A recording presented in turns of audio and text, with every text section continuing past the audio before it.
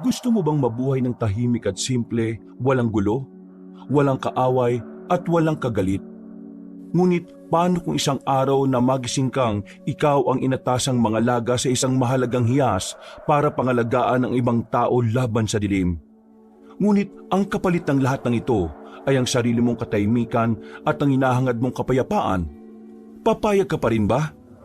Paano mo titimbangin ng mabigat na pasanin? Kakayanin mo bang harapin? Pinagpalang araw, kabanong, at sa lahat ng mga kabangers at mga kayanggaw. Meron akong ihahatid na kwento na hindi lang basta kaaaliwan o pampalipas ng oras, ngunit isang kwento na sana ay kapulutan ng aral. Hindi lamang aral para sa pamilya, sa pagkakaibigan o sa pagiging matapang, kundi isang aral tungkol sa paggalang sa mga hindi nakikita at pakikipaglaban sa kasamaan na dulot na kadiliman. Nangyari ang aking ibabahaging kwento taong 1978 sa liblib na bahagi ng Capiz. Tawagin na lamang po ninyo akong Rodrigo. Kabanong, mga kabangers at mga kayanggaw, ito ang aking kwento.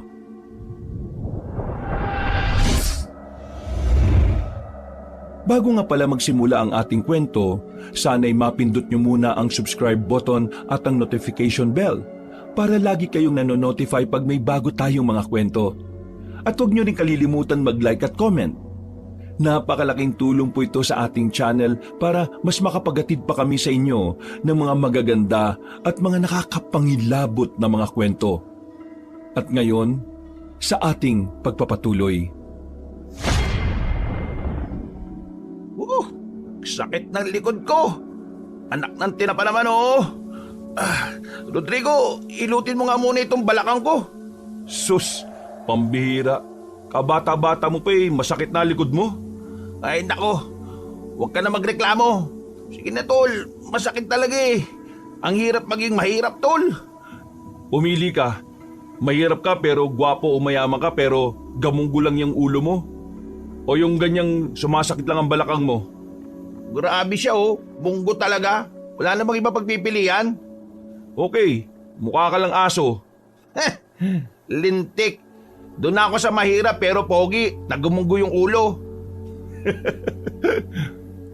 Nagtawanan na lamang kaming dalawa, kabanong. Matalik kong kaibigan si Bong at siya lang din ang pinagkakatiwalaan ko sa lahat. Bata pa lang kami ay hindi na kami mapaghiwalay. Madalas nga sabihin sa amin noon na baka kami pa ang magkatuluyan dahil palagi kami magkasama na amin na lang tinatawanan. Magkapit-bahay lang kami ni Bong at magkaibigan pa ang aming pamilya. Kaya parang halos magkapatid na lang din ang aming turingan. Pagsasaka ang pangunahing trabaho naming, kabanong. Ngunit hindi namin yon ikinakahiya. Dahil para sa akin, marangal ang maging isang magsasaka. At dahil sa amin, may kinakain at inihahain sa lamesa nila ang bawat pamilya. Mayaman man o mahirap, at masaya kami sa bagay na yon, kabanong. Tol, may nagugustuhan ka na bang babae dito sa atin? Ay nako, wala pa nga eh. Ano bang gusto mo sa babae? Baka kasi ipihikan ka. Hindi naman. Simple lang naman ang babaeng gusto ko eh. Yung may pagmamahal sa kalikasan. Baka naman engkanto yan. Gago, hindi. Nasa ganun kaming tagpo, kabanong, na may mga sasakyang pumarada sa tapat ng aming bahay. Halos puno na ito ng alikabok, gawa ng maalikabok at lubak-lubak na daan. Nagkatinginan kami ni Bong nang makita ang bumaba. Maging ang aming mga kapitbahay ay nagbulong-bulungan na mapagsino nila ang bumaba mula sa sasakyan. Upo, narito na si Don Edmundo. At ang anak niyang akala mo, nabuntis ng baboy ramo ang nanay niya. Huy, tumahimik ka nga, baka mamaya marinig ka. Totoo naman eh. Tingnan mo si Baby Wild Boar, oh. English yun ah. Nako, tumigil ka na nga, baka marinig ka. Bahala nang hindi tayo mayaman basta yung mukha natin pangengkanto. Etong si Castor, akala mo lamang lupa na naapakan ng kapre eh. Nagtatawanan kami ni Bong, kabanong, nang lumapit sa amin si Castor at Vincula, anak ng pinakamayamang tao sa lugar namin noon. Masama ang titig niyang nakatingin sa amin. Kami naman ay bahagyang nagulat nang makita siya. Ako ba pinagtatawanan nyo? Ha?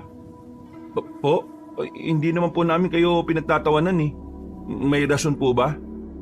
Kanina ko ba kayo napapansin dalawa na panay bulungan na tawanan eh? Ha? Ito po yung pinagtatawanan namin. Itong comics. Basahin nyo. Sa halip na kunin na iwinaksin niya ang kamay ni Bong at masamang tumingin sa amin bago umalis. Kami naman ay nagsisikuhan habang nagtatawanan pero sa comics kami nakatingin. Pumakawak siya, akala mo ang gwapo eh. Para namang nilamukos na papel yung muka. Manahimik ka na nga. Nang makalis na ang mga advincula, ay nakita naming napabuntong hininga si Ama. Nakatinginan pa kami dahil mukhang mabigat ang kanyang problema. Naisip ko noon kung ano kaya ang sinabi sa kanya ni Don Edmundo at ganun na lang kalalim ang buntong hininga niya. Parang masama kutob ko, Rodrigo. Bakit kailangan personal na magpunta dito si Don Edmundo? Ilang taon na siyang hindi nagpapakita tapos ngayon kasama pa si Castor. At sa bigat ng buntong hininga ni Tatay Jose, mukhang malala o baka hinihika lang. Loko. Para ipamukha na siya pa rin ang may hawak ng lupang ito. Inutusan ko si Lita na tanungin sa kanyang asawa na abogado kung legal ba talaga yung hawak ni Don Edmundo na papel eh. Nang makalapit na sa amin si Tatay ay agad ko siyang tinanong kung ano ang pakay ng mga advincula. Nais na nila tayong umalis dito at ipapamana na niya ito sa kanyang anak na si Castor. Pero Tay, di ba dapat itanong muna natin sa abogado kung legal ba yung papel ng mga advincula sa lupang ito? Sinong abogado naman ang tutulong sa mahirap na tulad natin, Rodrigo? Ang asawa po ni Lita, Tay. Si Enrique. Nakalimutan mo, Rodrigo, na tuta ng advincula yan. Magsasayang lang tayo ng oras. Pero Tay, hindi ba natin ipaglalaban ang lupang ito? Ilang taon na tayong nanahan dito ha. Ngayon lang naman nagpakita ulit yung Don Edmundo na yan. Bakit ngayon bumabalik na siya? Matagal na tayong nandito, Rodrigo. Dito na ako isinilang. Dito na lumaki yung mga anak ko. Ang mga advincula, matagal na rin silang mayaman. Matagal na rin silang malupit. Pero hindi nila tayo pwedeng palisin ng ganito lang, tayo si. Wala kami ibang mapupuntahan. Ang ani natin ngayong taon. Kaya nga siya pumunta rito para dyan eh. Sinabi na ba niya sa inyo kung kailan dapat tayo umalis? Ay, oo. Pagkatapos ng anihan. Sabi ni Don Edmundo, ito na ang huling anihan natin dito. Ipapamudmud daw niya ang lupa sa anak niyang si Castor. Saan daw sila magpapatayo ng pabrika ng mga karne? Nagulat naman kami ni Bong sa narinig namin, Kabanong. Alam namin na ang pabrika ay nakakasira sa ating kalikasan. Paanong naisip ni Don Edmundo ang ganoong bagay? Isa pa, ngayon lang ako nakarinig na may pabrika ng karne. Pabrika? Ibibigay niya ang lupang sakaan para gawing pabrika ng Castor na yan? Anak ng... Hindi tayo mapapaalis! Oo, kalma Bong. Yan mismo ang gusto nila ang maging padalos-dalos tayo.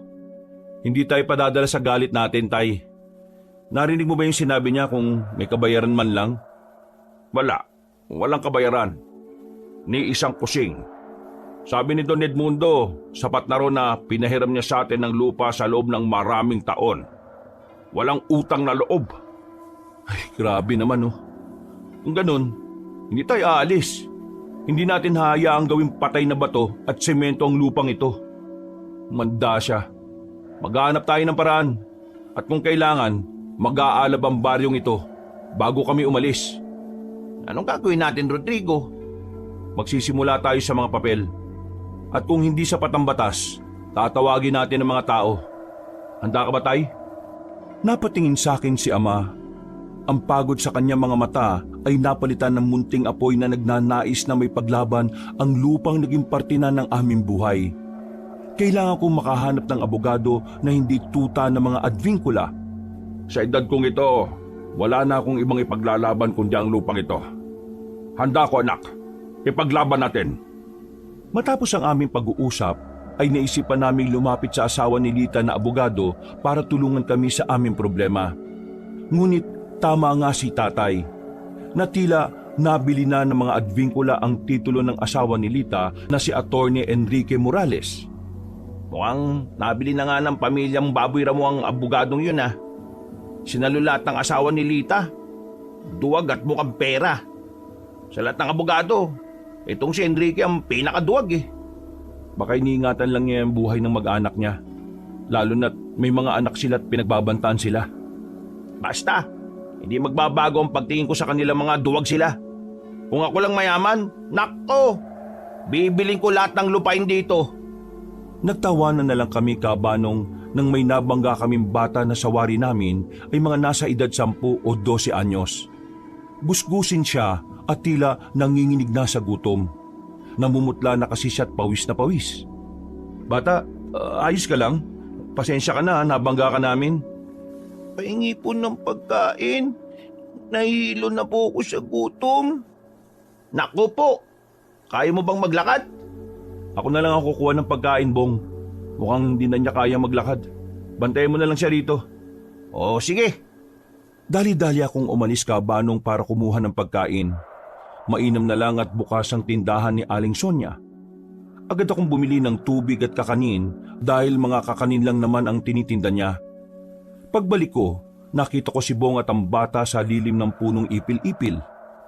Ang punong ito kabanong ay madalas puntahan ng mga alitaptap na pinaniniwalaan sa panahon namin na mga lambana sa mundo ng mga di natin kauri. Pasensya na, natagalan ako ha. Si Aling Sonia na lang kasi ang bukas na nagtitinda ng kakanin dito sa malapit eh. Agad kong inabot sa bata ang pagkain at halos kainin na niya pati ang dahon ng saging. Gutom na gutom marahil siya. Maging ang paglakok niya ng tubig ay dinig na dinig mo. Halatang uhaw na uhaw. Nang matapos siyang kumain ay naupo siya na parabang pagod na pagod. Huminga pa siya ng malalim saka napangiti sa amin. Maraming salamat po. Napakadalisay ng mga puso nyo. Ako si Rodrigo at siya si Bong. Kahit sino naman, kapag nakita ka, tutulungan ka. Ang pangalan ko'y Aman. Pero hindi lahat ng tao katulad nyo na mabait at matulungin. Marami na ako nakasalubong, pero kayo lang ang tumugon. Nagkatingin na naman kami ni Bong. Muli lang kaming napatingin sa bata na magsalita itong muli habang nakatingin sa amin. Ang lalaki ng kalyo ninyo, Kuya Bong. Saka ang itim na mga braso nyo, Kuya Rodrigo. Napangiti naman kami ni Bong. Tiningnan pa niya ang kamay niya. Eto, etong patunay na hindi kami nagpapahinga. Ganyan talaga kapag sa bukid ka nagtatrabaho, Aman. Ano po ba talaga ang trabaho ninyo? Sabi nyo, naghahanap kayo ng butil. Para saan po yun? Nagtaka naman kami sa sinabi niyang naghahanap kami ng butil kabanong. Samantalang wala naman kaming binabanggit sa kanya. Hindi ko na lang ito pinansin at nakangiting humarap sa kanya. Pagsasaka, Aman. Yan ang hanap buhay namin. Kami magsasaka. Ang butil na tinutukoy mo, yan ang palay. Nagtatanim kami. Nag-aani. Doon kami kumukuha ng pagkain at pambayad sa pangangailangan. Hindi madali, Aman. Simula sa umaga, bago pa sumikat ang araw, nasa bukid na kami. Umaraw umulan, kailangang tiyagain ang lupa para lang magbigay ng ani. Ang lupa, parang nanay yan. Kung hindi mo mamahalin, hindi ka pa kakainin. Parang mas mahirap pa yata sa pagbibenta ng pandesal sa kanto. Mas mahirap talaga. Ang pagbibenta, mabilis lang ang kita. Pero sa pagsasaka, naku, maghihintay ka ng ilang buwan. At minsan, isang bagyo lang, wala na. Ubus na ang lahat ng pagod mo. Kaya kami ngayon, may pinagdaraanan pa sa... Tapos ngayon, may pinagdaraanan pa kami sa may-ari ng lupa. Pero yun ang buhay namin. Kapag nakita mo ang buong palayan na kulay ginto na, ang sarap sa pakiramdam. Yun ang biyaya. Kayo, mabubuti po kayong tao. Kung hindi dahil sa inyo, baka wala na ako ngayon. Tinulungan niyo ako nung halos lalamunin na ako ng gutom. Nakatinginan kami ni Bong kabanong. Kung magsalita kasi si Aman ay tila hindi angkop sa kanyang edad. Parang marami na siyang alam sa buhay. Ngumiti na lang ako at napatingin sa kanya. Natural lang yon, Aman. Hindi ka namin kayang makitang nagdurusa eh. Tayong lahat dito sa baryo, dapat nagtutulungan. Sabi ng yumaong lolo ko, Kuya Rodrigo, ang lupa ay nagbibigay ng ani sa mga nagtatanim. Pero ang Diyos, nagbibigay ng biyaya sa mga mabubuting tao. Biyaya? Sana nga, Aman. Sana ibalik niya sa amin ang kabutihan namin.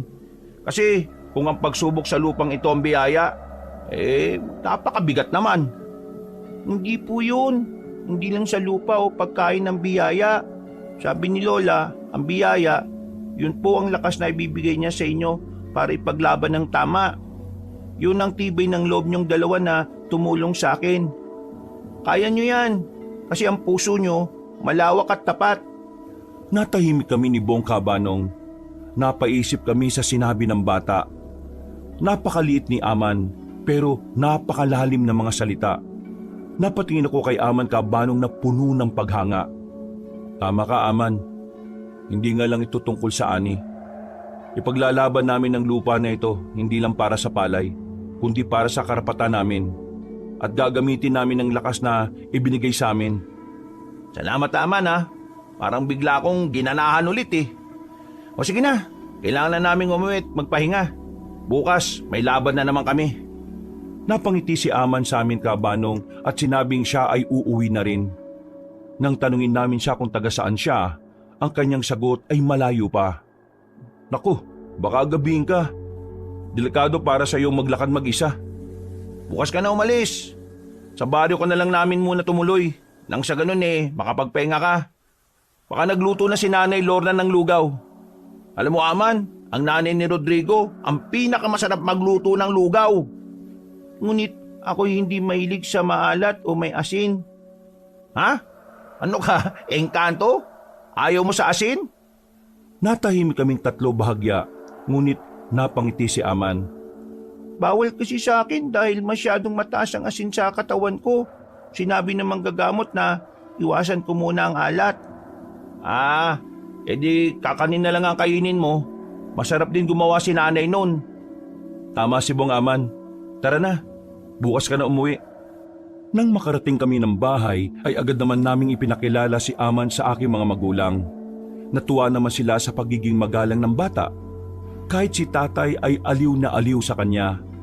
Para kasi itong matanda ko makipag-usap. Nang matapos kami kumain ay nagpasalamat siya. Nagkwentuhan pa kami sa labas tungkol sa pagpapalis sa amin sa baryong ito. Ano ba ang inyong mga kahilingan? Nagtingin na naman kami. Hindi kasi normal sa amin noon na nakikisali ang mga kabataan sa usapan ng mga matatanda. Huwag na lamang muna ninyong isiping ako ay bata.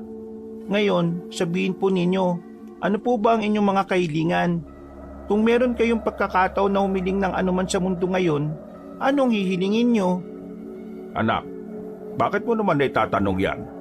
Parang hindi ka bata kung magsalita. Oo nga, Aman. Para ka matandang pilosopo na nagpapayo. Ano bang ibig mong sabihin? Ngumiti si Aman ng bahagya, ngunit seryoso pa rin ang kanyang mga mata. Nagtatanong lamang ako kung meron kayong kahilingan. Ano yun? Isang hiling na tutupad sa inyong problema sa lupang yan? Napatingin ako kay Tatay Kabanong at pagkatapos ay bumalik kay Aman. Tila na-realize ko na seryoso ang bata, anuman ang pinagmulan ng tanong nito. Kung ganon, isang bagay lang ang hiling ko, Aman. Ang lupang ito na sinasaka namin. Sana mapunta sa amin ng mga magsasaka. Hindi ang mga advincula na gagawing pabrika ang lupain namin. Hindi kami aalis. Hiling ko, bigyan kami ng karapatan. Yan din ang hiling ko, anak, Aman. Ang kapayapaan sa pagtatanim. Ang pagmamay-ari sa lupang ito. Dito kami nabubuhay. Ito ang aming dugo at pawis. Napatango naman si Aman Kabanong na parabang nag-iimbak ng mga kasagutan.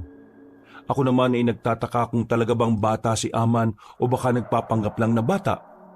Narinig ko, ang inyong kahilingan ay katarungan at karapatan sa lupang ito. Tandaan niyo ang sinabi ko, kayo ay mabubuting tao. Kayo ay tapat, masipag at tandang tumulong sa mga nangangailangan. Yan ang inyong kayamanan na hindi kukunin ni Don Edmundo o ni Castor. Pero hindi sapat ang kabutihan lang, Aman. Kailangan namin ng ebidensya. Kailangan namin ng batas. Maghintay kayo. Manalig kayo sa kabutihan. Dahil sa pagiging mabuting tao nyo, isang araw may darating na tulong sa baryo ninyo. Isang tao o grupo ng tao. Hindi ko man masabi kung kailan, pero siguraduhin niyong handa kayo. Darating siya upang tulungan kayo sa problema nyo laban sa mga adbingkula. Huwag kayong magsasawang gumawa ng tama. Lalo kaming nagulat nila Ama Kabanong. Ang aking ina ay tahimik lang na nakikinig. Para sa akin, ang mga salita ni Aman ay tila isang propesiya. Sino, Aman? Sino ang tutulong sa amin? Sino ang ganong kayaman na kayang lumaban sa mga advingkula? Hindi ang yaman ang magpapanalo sa laban, kundi ang katotohanan. Ihandaan niyo ang inyong mga puso at isip. Patuloy kayong magtanim, hindi lamang ng palay, kundi pati ng pag-asa. Darating ang inyong saklolo. Tumingin si Aman sa labas ng bintana. Tila may nakikita siya, Kabanong. Pagkatapos, ngumiti siya sa amin ng pamilya ko at bumalik sa pagiging isang inosenteng bata. Pero ang tingin namin ni Ama sa kanya ay puno ng pag-asa at pagtataka. Kinabukasan, maaga pa lang ay wala na ang batang si Aman. Sa hula namin ay maaga siyang umalis. Habang nakakapi kami, ay napag-usapan namin ng batang si Aman at kung gaano ito na parang matanda kung magsalita. Magandang umaga, Tol. Kumusta na ang bisita natin dyan? Pagising namin Tol, wala na eh. Napakaaga ngang umalis eh. Yung bang si Aman bata talaga. Abay, kung makapagsalita parang matanda na. Kita mo naman sa kanyang itsura, di ba? At ang ganda ng kanyang kutis kahit nagusgusin siya. Para rin siyang may kaya sa buhay kung magsalita eh. Sana pare, totoo mga sinabi niya, no? Sana nga, Bong. Sana nga totoo. Nasa ganun kaming tagpo, Kabanong, na may pumarada na sasakyan sa aming harapan. Halos mapaubo kami nang kumalat ang alikabok sa paligid. Napakunot ang mga noo namin nang mapagsino ang bumaba. Walang iba kundi si Castor at ang kanyang mga alalay. Hindi niya kasama ang matandang hukluban niyang ama. Nako, nayari na. Si Baboy Ramon na naman. Ang yaman-yaman, napakapangit, ano? Huy, magtigil ka nga't baka marinig ka. Natahimik lang siya nang lumapit sa amin si Castor. Dala ang kanyang kayabangan at taas noong tindig. Hoy, mga ampas luba! Ano? Nakapag-impake na ba kayo ng gamit? Malapit na kayo lumayas! Idadano namin to sa legal. Legal? At sino naman ang tutulong sa inyo na abogado? Isa pa, may pambayad ba kayo? Nagtitiwala kaming may tutulong sa amin. Hindi kami susuko. Nagpapatawa ka ba? Kilala mo ba kung sino ang binabangga mo? Hindi kami sumagot ni Bong Kabanong. Sa halip, nagtinginan na lang kami. Napatingin kaming muli kay Castor nang magsalita ito. Malas nyo lang at wala kayong mga pera. Mga hampas lupa! Mas malas ka. Mapera ka nga pero ang pangit mo naman. Ang totoo, sobrang sama ba ng loob ng nanay mo nung ipinagbubuntis ka? Ano sabi mo? Ginagalit mo ba ako? Oo, tama na. Hindi kami nakikipag-away. Hindi ka papagalit sa mukha mong yan? Ano? May sinasabi ka ba? Wala. Hintayin na lang natin ang tutulong sa amin. Ako? Kabanong, sabay-sabay kaming napatingin sa babaeng nagsalita mula sa di kalayuan. Napakaganda nito, napakaputi, at kagalang-galang ang kanyang pananamit. Ang kagandahan niya ay hindi mo makikita sa lugar na to. Para siyang Diyosa na ibinaba sa lupa. Wala siyang ngiting lumapit sa amin. Nakatingin lang siya kay Castor. Ako si Attorney Marcal Llamera. Pinadala ko dito ni Aman de la Fuente para maging abogado ng mga tao sa lupaing ito. Nakatinginan kami ni Bong Kabanong sa aming narinig. Totoo nga ang sinabi ni Aman. Tila ba nabuhayan kami at nagkaroon ng pag-asa. Maging ang aking ama na kalalabas lang ay walang mapagsidla ng tuwa sa kanyang puso. Miss, hindi ibig sabihin na maganda kay may nalalaman ka na sa batas at legal na paraan. Huwag mo nang pasahin o bigyan ng pag-asa ang mga hampas lupa na to. Pag-usapan natin ng malaman mo at nang malaman mo rin ang karapatan ng mga mahihirap. Binigyan sila ni ama ng upuan at naglabas din si ama ng lamesa. nakaupo sa isang lumang silya si Castor. Nakapamewang at may mapanuyang ngiti. Sa kabilang banda, nakatayo si Bong sa tabi ko. At si Marka ay kalmadong nakaharap kay Castor. May hawak na ilang lukot na dokumento. O sige na, tapusin na natin tong komedyang palabas na to. Mang Jose, ang sabi ko sa iyo, walang maabot ang palipas oras nyo rito. Miss, ako ang may hawak ng titulo. Ang mga taong yan, mga hampas lupa. Wala silang karapatan. Hindi kami mga hampas lupa, Castor. Yan ang lupang pinagpawisan at pinagkautangan ng aming mga ninuno. Nariyan na kami bago ka pa isilang. Titulo mo? Titulo ng anong taon? Ayan, 1976. Formal at legal. At itong abogadong ito, tingnan mo nga, para lang yung bagong pitas na bayabas eh. Anong alam mo sa batas ha, babae? Ginoong Castor, ang batas ay hindi nagtatangi ng kasarian o yaman. At ang batas ay hindi lang nakasulat sa titulong nakatago sa kahon. Talaga? Sige nga. Guro, turuan mo ako. Nag-aaral ako sa Maynila eh. Saan ka ba nag-aaral? Sa ilalim ng puno? Ang aking pag-aaral, Ginoo, ay nasa kautusan. At itong ipapaliwanag ko sa iyo at sa lahat ng mga naririto. Ang tinutukoy mo ay ang Batas Pampanguluhan bilang 27 o Presidential Decree number 27 na naglalayong bigyan ng sariling lupa ang mga magsasaka. Ngunit bago pa yan, meron tayong umiiral na legal na batayan na hindi mo maaaring baliwalain. Nagsimula nang mawala ang mga ngiti sa labi ni Castor Cabanong at dahil doon, nagkaroon kami ng pag-asa sa aming mga puso. Habang tila nagngingit-ngit na sa galit si Castor, ay kalmado naman si Marka. Anong pinagsasasabi mo? Presidential ano? Hindi yan sakop ng lupaing ito. Tungkol sa sinasabi mong hampas lupa, Ginoo, ang mga magsasaka ay matagal nang naninirahan at nag-aaruga sa lupang yan. Sa ilalim ng ating batas, may konsepto ng prospective acquisition of land o pagkamit sa pamamagitan ng pagtanda. Mang Jose, ilang taon na kayong naninirahan dito? Sa pagkakatanda ko 3 henerasyon na. Mahigit 50 taon na.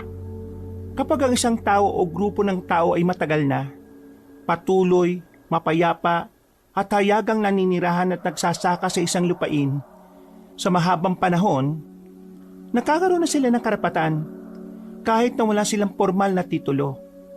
Ang katunayan ng kanilang paninirahan at pag-aaruga ay nagbibigay sa kanila ng nauna at mas matibay na karapatan sa pag-aari.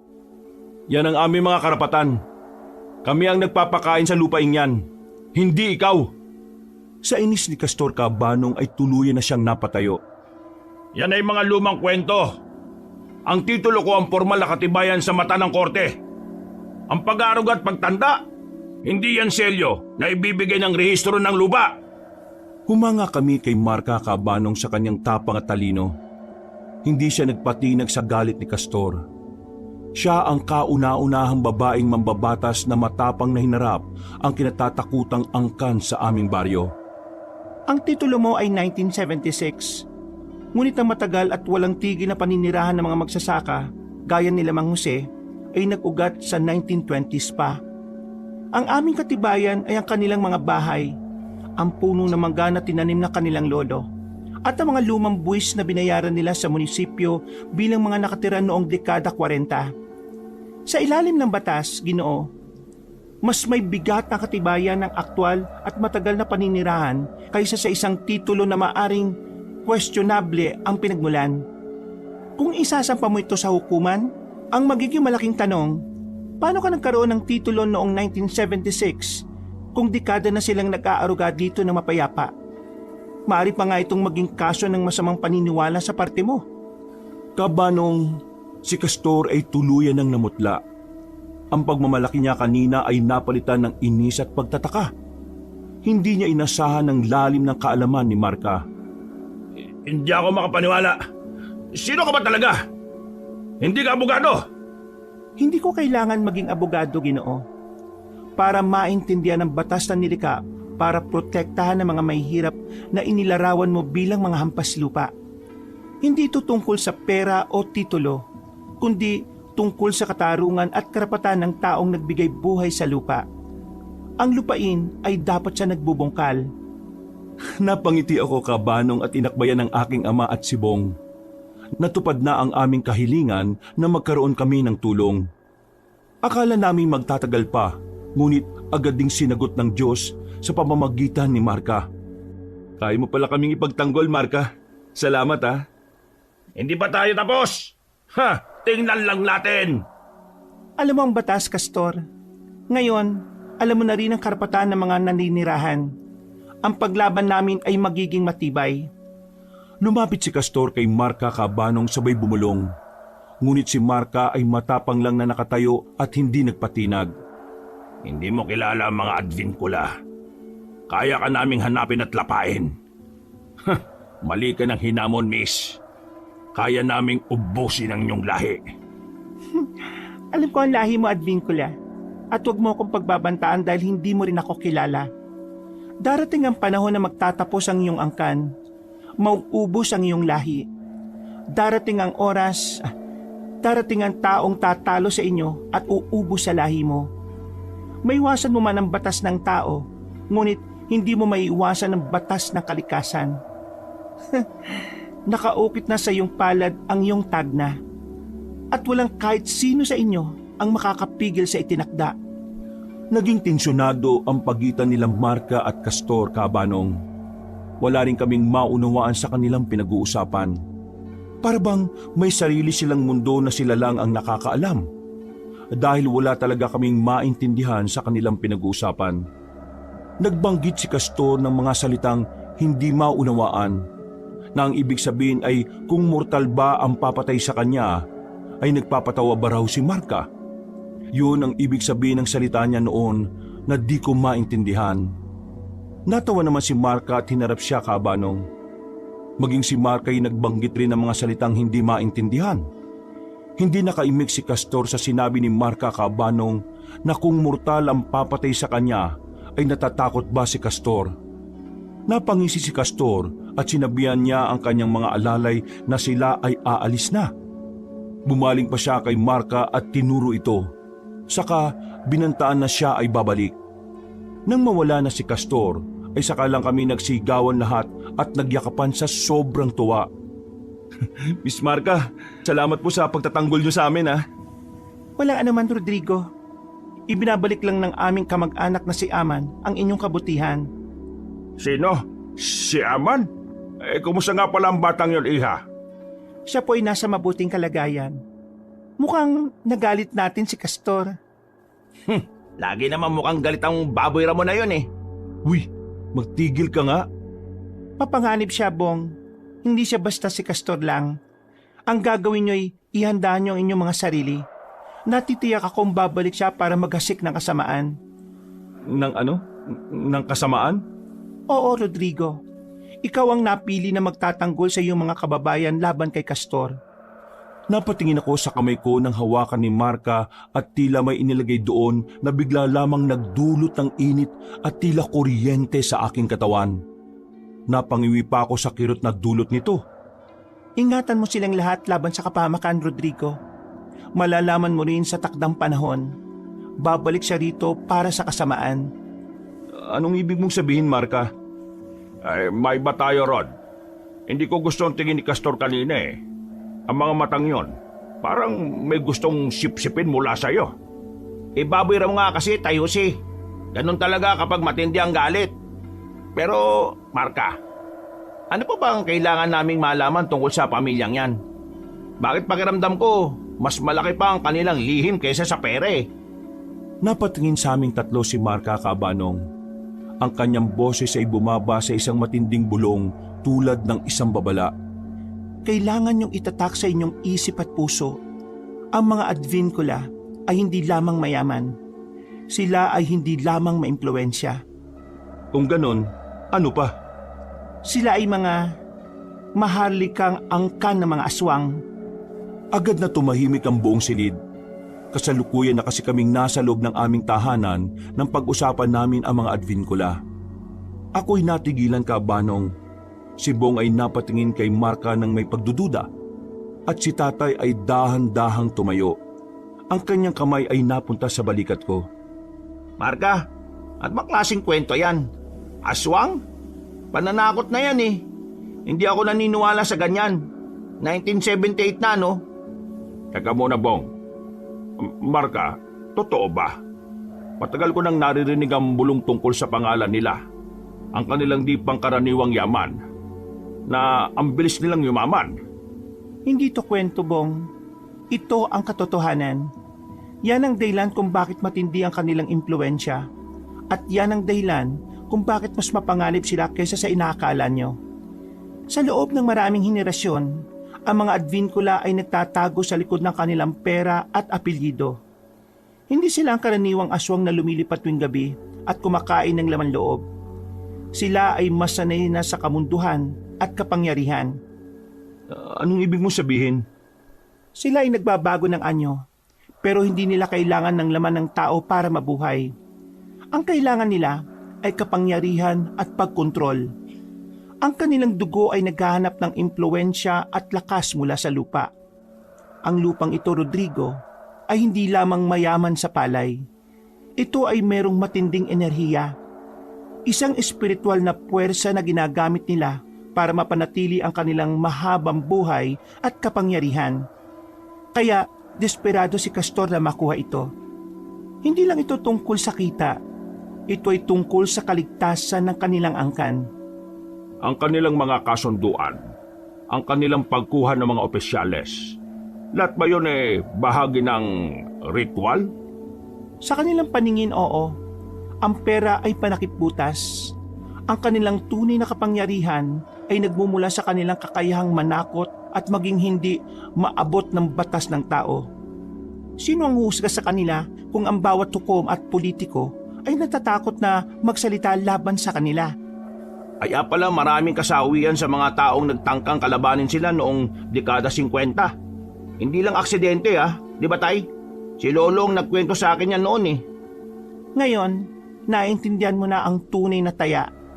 Ang ating pakikipaglaban kay Castor ay hindi lang laban sa isang asindero. Ito ay pakikipaglaban sa isang angkan na nagtatago sa dilim. Kung magagalit si Castor, hindi lang niya gagamitin ang batas, gagamitin niya ang dugo niya. Kaya mag-ingat kayo sa mga hindi inaasahang sakit, sa mga anino sa hating gabi, at sa mga pangakong nakakatakot. Kung ganun, paano namin sila lalabanan, Marka? Ni wala kaming kapangyarihan. Hindi ba natin sila kayang idaan sa legal? Hindi. Lalabanan natin sila gamit ang dalawang bagay. Ang titulo ng lupa na protektado ng batas at ang pagkakaisa ng inyong komunidad na protektado ng pananampalataya. Ang pinakamalaking takot ng mga aswang ay ang pagkakaisa ng tao. Marka, sino ka ba talaga? At paano mo nalaman ang lihim na ito? Huwag na ninyo akong tanungin yan. Ang mahalaga, Mang Jose, alam ko ang kalaban. At ngayon, handa na tayo. At huwag kayo matakot. Isang mabuting tao ang makakatalo kay Castor. Sino? At kailan siya darating? Dumating na siya, Rodrigo. Napatingin ako kay Marka Cabanong dahil pakiramdam ko napakalalim ng kanyang mga titig sa akin na parabang may ibig siyang sabihin. Kung ganun, sino? Ikaw, Rodrigo, ang makakatalo kay Castor. Nagulat ako, Cabanong, sa aking narinig. Maging ang aking mga magulang ay nagulat din. Wala akong maunawaan at papanong ako ang makakatalo sa maharlikang aswang gayong wala naman akong kapangyarihan. Isa lamang akong simpleng magsasaka, Cabanong. Isang simpleng anak at tao na simpleng namumuhay sa baryong yon. Marka, iha, pakiusap. Ulitin mo nga sinabi mo. Maaring ang buong bayan ay matatakot sa nilalang na yan. Kapag kanilang nalaman ang tungkol sa tunay na pagkatao ng mga Advincula. At si Rodrigo, bakit siya? Isa lang siyang simpleng magsasaka eh. Mang Jose, walang aksidente sa mundong ito. Sabi ng mga matatanda, isang dugo lang ang makakatalo sa kasamaan ng mga maharlikang aswang. At ang dugo na yon, matagal nang nakatadhana kay Rodrigo. Naguluhan ako, Cabanong, at walang pakundangang napatayo. Nagulat pa silang bahagya sa pagtunog ng silya ng matumba ito. Tadhana? Marka, ano bang sinasabi mo? Si Castor, ang aswang na may matang apoy, siya ang pinakamalakas. Paano ko siya tatalunin? Wala akong kakayahan. Pre, baka naman nakakamali siya ng bahay. Baka si Lando sa kabilang baryo ang sadya niya. Kilala mo yun. Malakas na lalaki yun.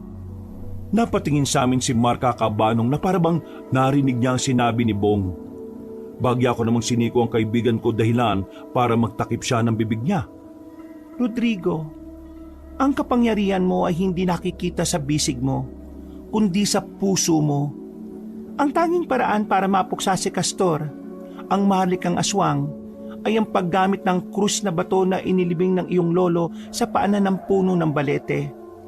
Hindi mo kailangan maging malakas, kailangan mong maging handa. At ang kapangyarihang nananalaytay sa katawan mo ngayon ay siya mo ring magagamit. Biglang napatayo si Ama Kabanong nang kanyang marinig ang sinabi ni Marka. Tila ba alam ni Ama ang tungkol sa batong krus na sinasabi ni Marka? Ang krus na bato? Imposible. Inakala kong isa lang yung kwento ng matatanda. Bakit ngayon mo lang sinabi, Marka? Dahil ngayon lang humingi ng biktima si Castor na may dugo ng pangil. At yun ang hudyat. Biktima? Dugo ng pangil? Ano ang... Ang unang kabilugan ng buwan, sila ay may papataying mandurugo. Ang mandurugo ay uri ng aswang na ang kanilang ginagamit sa pagsipsip ng dugo ay ang kanilang mga pangil. Sila ay uri ng mga aswang na may pagkakapareha sa mga vampira. Gagawin nila itong alay para sa kanilang pagsasanib puwersa na protektahan ng bawat angkan. Diyos ko, mahabaging langit. Rodrigo, ang tungkulin ay nakaatang sa iyong balikat. Ikaw ang tinig, ikaw ang kamay, ikaw ang haharap sa kanya. Ikaw ang makakatalo sa mahalikang aswang na si Castor. Nakatitig ako kay Marka Kabanong. Ang aking ekspresyon ay pinaghalong takot at may pag-alinlangang tanggapin ang aking kapalaran. Hindi ako handa, Kabanong. Hindi ako inihanda ng aking kapalaran. Sina Ama at Bong ay nanlalaki ang mga mata. Ang liwanag na nagmumula sa araw ay nagpatingkad sa kanilang pagkagulat. Matapos ang mahabang usapan ay nagpaalam na noon si Marka. Ngunit nag-iwan pa siya ng salitang pag-isipan kong mabuti bago pa mahuli ang lahat. Sana nakapagdesisyon na ako bago pa sumibo ang unang kabilugan ng buwan, sapagkat doon na magaganap ang pag-asik ng lagim ni Castor. Huwag daw akong mabahala sa adnya sa kanyang bilin, dahil maliban sa aking kapangyarihan at sa batong krus na nasa ilalim ng punong balete, ay sasamahan niya kami sa laban. Tol, anong balak mo? Kakasa ka ba? Hindi ko alam, Tol eh. Naguguluhan pa rin ako. Kasayin mo na. Isipin mo na lang na mangangaso ka. Total mukhang baboy ramong hindi naliligo si Castor eh. Baliw. Alam mo, naisip ko, Tol eh. Tinulungan tayo ni Marka, pero mukhang ang bigat naman ang kapalit. Anak, hindi ko alam kung anong klaseng tao si Marka. Ngunit hindi kapalit ang kanyang hiningi, kundi isang kasunduan na ililigtas mo ang iyong mga kabaryo. Tay, alam niyo ba yung tungkol sa batong krus? Ang lolo na binabanggit ni Marka ay hindi ang lolo mo na aking ama, kundi ang lolo ng ating henerasyon, si Lolo Magdaleno. Ayon sa aking ama, si Lolo Magdaleno ay isang magiting na antingero. Siya ang tumalo sa mga aswang noon. Tay, hindi ba't ang tagal na ninyo rito? Bakit hindi nyo nalaman na mga halimaw pala yung mga adbingkula? Alam kong may aswang, pero hindi ko lubos maisip na ang mga adbingkula yon. Ang unang nabantog na aswang dito ay natalo ng lolo ng mga lolo nyo ay ang mga Del Barrio. Sila ang unang may-ari ng lugar na ito na napapabalitang binili ng mga adbingkula, sapagkat naubos na ang lahi ng mga Del Barrio. Hindi kaya iisa lang ang adbingkula at mga Del Barrio, Tay? Hindi nakaimik si tatay sa sinabi ni Bong na parabang nag-iisip siya. Posible ang sinasabi mo, Bong, dahil maging ako'y nagulat sa bilis ng pagyaman ng mga adbingkula. At saan nila kukunin ng titulo kung patay na ang mga Del Barrio? Hindi ko alam. Nakakalito. Ang mahalaga ngayon ay mailigtas natin ang mga taga-baryo. Matapos namin mag-usap ni Ama, ay nagtungo kami ni Bong sa palayan para tingnan ang mga palay na aming aanihin. Habang naglalakad kami, ay wala kaming ibang pinag-usapan ni Bong kundi ang tungkol kay Aman at Marka at ang kanilang misteryosong pagkatao. Alam mo pre, kahit gaano ko pa subukang intindihin, hindi ko pa rin maintindihan eh. Ang alin, Bong? Ang bigat ng tungkuling ipinato ni Marka sa akin? O ang kalokohan ni Castor na ginawang laro ang buhay ng tao? Parehong pareho. Pero higit sa lahat, si Aman. Sino ba talaga siya? Anong klaseng bata siya? Si Marka, masyado siyang misteryosa. At si Aman, ang bawat salita niya kasing bigat ng bato. Pero puno ng hiwaga. Nung sinabi niya na darating ang tulong basta tibayan lang natin ang ating loob at magpatuloy sa pagiging mabuti. Alam mo yun, agad niyang tinupad. At si Marka, ang ganda-ganda niya. Pero ang tingin niya, parang alam niya lahat eh. Maging ang kinabukasan. Natatakot ako, Rodrigo. Baka hindi tao mga yun eh. Baka sila yung unang espiya ng mga maharlikang aswang. Yan din ang iniisip ni Tatay Jose. Pero sa tingin ko, hindi eh. Kung masama sila, hindi siya magsasayang ng panahon para magpaliwanag ng tungkulin sa akin. Sa tingin ko, sila ay tagapangalaga. Tagapangalaga? Sigurado ka? Oo, pero ang kapangyarihan nila, Bong, galing sa isang lugar na hindi natin alam. Ang pagiging misteryoso nila ang nagbibigay sa akin ng pag-asa. Dahil kung normal lang sila, paano nila matutulungan ang isang simpleng magsasaka na tulad ko, na talunin si Castor? Sana tama ka, Rodrigo. Dahil kung hindi, ang bukid na to, ang buong bayan, pati tayo, wala nang pag-asa. Basta, manalig lang tayo sa Panginoon, Bong. Alam ko na hindi niya tayo pababayaan. Kung totoong sila ay tagapangalaga, ay patunay lamang ito na nahahabag sa atin ng Diyos Ama. Tama ka. Ngayon, ang misyon natin ay ang makapagdesisyon ka na kung tatanggapin mo yung alok ni Marka bago magkabilugan ng buwan. Kung tanggap mo na, handa akong magukay sa ilalim ng punong balete. Makuha lang yung batong krus na yan. Kinagabihan ay muli kaming nag-usap ni Bong, kasama si Tatay. Maliwanag ang buwan na dulot ng kalahating buwan. Noon kasi kabanong kahit kalahati lang ang buwan, ay nagtataglay pa rin ito ng kakaibang liwanag. Liwanag na matatanaw mo talaga kahit ang dulo ng kaparangan. Ang simoy ng hangin ay malamig at maliwanag ang mga bituin, kabanong. Ang gasera sa harap ng bahay ay nagbibigay ng mainit na liwanag. Nakaupo kami ni Tatay at Bong sa mga bangko sa labas. Tahimik kami na humihigop ng mainit na kape. Sa di kalayuan, maririnig ang tawanan at huni ng mga taga-baryo na nagtipon-tipon sa labas ng kani-kanilang bahay. Ang sarap pagmasdan ng simpleng buhay, hindi ba? Ang pagtawa ng mga bata, mga kwentuhan ng matatanda. Parang walang problema ang mundo. Sana tayo sana totoo yan. Pero alam nating lahat, sa likod ng bawat tawa, may takot. Takot sa gabi. Takot sa paglitaw ni Castor. Alam ko, Bong. Kaya naman, Rodrigo, anak, sigurado ka ba talaga sa desisyon mo? Tatay, sa simula, nagulat ako. Nagalit. Naisip ko, bakit ako? Bakit kailangang ako ang mamili? Pero, tingnan mo sila oh. Kapag wala ng pag-asa, kailangan may bumangon. Kung hindi ako, sino? Eh di si Tayose, sama mo na rin si Tatay. Natampal naman ni Tatay si Bong. Paano naman kasi, seryoso ang usapan nang buburaot. Lihim na lang akong natatawa, kabanong. Lalo na nang makita ko ang mukha ni Tatay na gigil na gigil. Tampalasang bata to ah. Seryoso nang buburaot ka. Ba't kaya hindi na lang ikaw? Ito naman si Tayose oh. Di na mabiro. Masyado kasi kayong seryoso Pagtigil ka. Ang balusig kita riyan Seryoso kasi Ay, okay po. Sige, seryoso na. Tinampal pa siya ni Ama, kabanong. Ngunit kalaunan ay natawa na lang din si Ama sa pinag-aagawa ni Bong. Lintik na bata, ere. Umalis ka nga riyan. Tay, seryoso na kasi. Tawa ka ng tawa dyan eh. O sige, tahimik. Alam kong matapang ka, anak.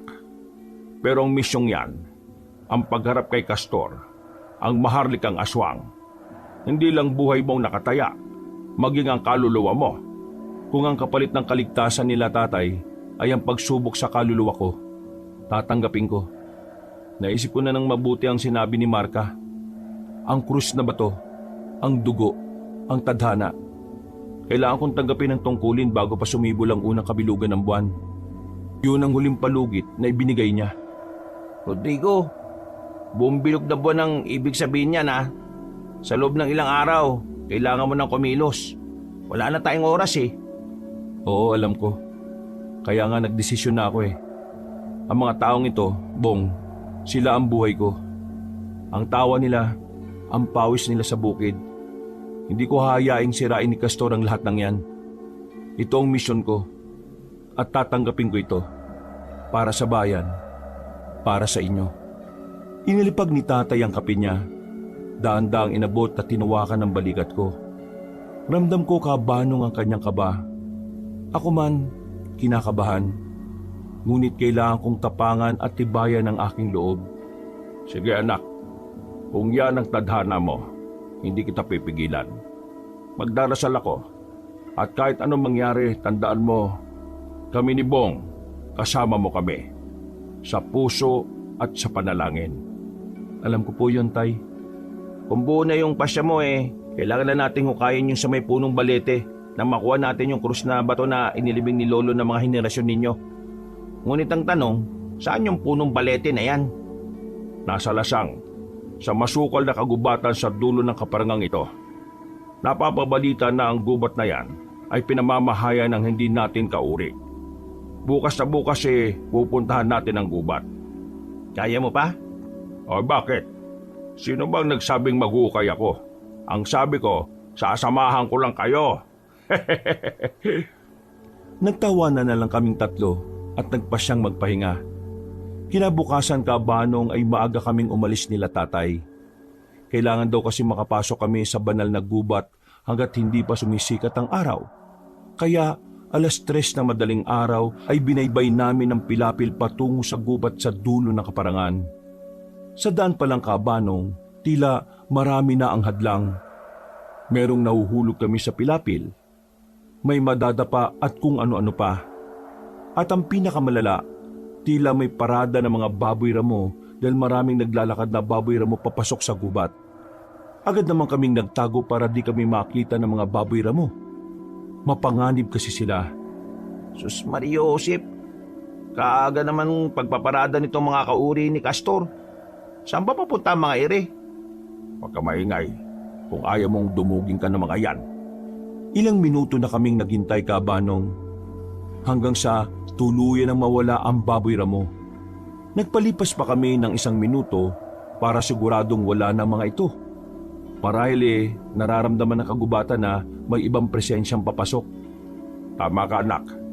Bago tayo pumasok ay kailangan mo ninyong malaman ng mga alituntunin ng gubat.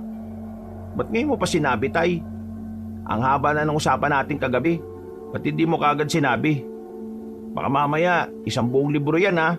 Sayang ang oras. Sa nakalimutan ko Manahimik ka na nga. Nasa po na lamang ni Bong ang noon niya nang tinampal ni tatay. Huwag kayong papasok nang walang paalam. Tumingin si tatay sa paligid, tila humingi ng pahintulot sa gubat. Rodrigo, Bong, tandaan niyo mga salita ko. Ang gubat na ito, hindi ito ordinaryong kagubatan. Ito ang banal na gubat. Dito nagmumula ang kapangyarihan na makakatulong sa iyo laban kay Castor. Pero dito rin nakatira mga matatandang espiritu ng ating lahi. Ano pong dapat namin gawin, Tay Jose? Una, huwag na huwag kayo magsasalita ng masama o magmumura. Ang mga salita ninyo ay maririnig ng mga diwata at engkanto. Hindi natin sila kalaban, pero madali silang magalit. Kaya maging magalang sa lahat ng oras. Maging magalang. Sige po, naintindihan ko, tay. Pangalawa, Huwag na huwag kayong hahawak, puputol o kukuha ng kahit anong bagay sa gubat. Kahit isang dahon lang nang walang paalam. Kung kukuha ka ng krus na bato, Rodrigo, kailangan mo sabihin kung bakit at tumingi ng tawad sa paggambala sa kapayapaan ng gubat. Mag-iwan ka ng kahit na anong maliit na handog bilang kapalit. Paano po kung kailangan naming umihi? Napatingin kami kay Bong na seryosong nagsasalita habang si tatay madilim ang mukha na nakatingin kay Bong. Wag na wag kang iihi o dudura kahit saan nang walang pagsabi. Humingi ka ng paumanhin at paintulot sa mga nuno sa punso bago mo gawin ang ganyan. Hindi ka rin dapat tumuro sa mga puno o bato. Napatingin ako sa gubat na tila nang hihingi ng tulong. Gusto ko maramdaman ng kagubatan na ako ay sincero sa aking pakay. Tatay, ang mahalaga, paano ko malalaman kung tamang direksyon ko sa kinaroroonan ng krus na bato? Lumapit sa akin si tatay at tinuwakan ang aking muka. Makikita ko sa kanyang mata ang pananampalataya sa Diyos at tiwala sa aking kakayahan. Pangatlo, ito ang pinakamahalaga. Sa loob, maging tahimik kayo at makinig sa gubat. Hindi ang mata mo ang gagamitin mo, kundi ang puso mo. Kung ikaw ang tunay na tinalaga ng tadhana, gagabayan ka ng sarili mong dugo. Hayaan mong ang katahimikan ang maging gabay mo. Humarap si tatay sa gubat, pumikit at nagbulong ng isang sinaunang dasal. O sige na, pumasok na tayo. Huwag tayo magmamadali, ngunit huwag din tayo magtagal. Mag-ingat, mga anak. At tandaan, respeto. Yon ang susi ng gubat na ito. Sige po tay, salamat po. O tara na, pumasok na tayo. Bong, ambilin ko ha. Opo, tay. Pinakinggan ko lahat at tinandaan ko. Tahimik at mabigat ang pagakbang naming tatlo sa masukal na gubat. Nasa paanan na kami ng naglalakihang balete. Ang paligid kabanong ay kakaiba ang lamig at ang hangin ay parang nagdadala ng babala. Rodrigo, anak, hindi maganda pakiramdam ko. Parang nakatingin sa atin ang bawat dahon na tugat. Tama si Mang Jose, pare. Mula na makapasok tayo, hindi na tumunog ang mga kulisap eh. Parang may nagmamasid. Biglang humangin na malakas, ngunit ang mga puno ay hindi gumalaw. Nagmistulang mga multo ang mga dahon na gumuguhit sa lupa. Ang hangin ay tila isang malalim na paghinga ng galit.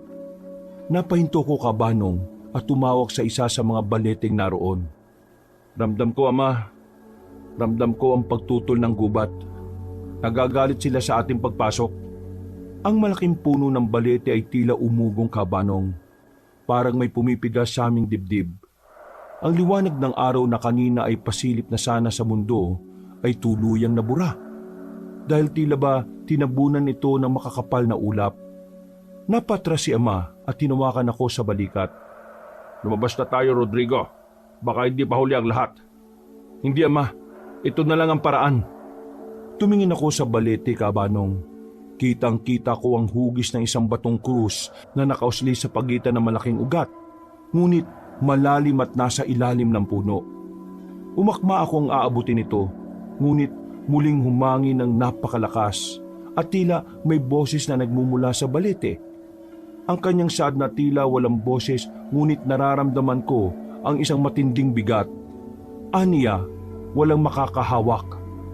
Hindi tayo makahinga. Diyos ko po, tulong! Panginoon! Mag-aasawa pa ako! Ayaw ko pang mamatay!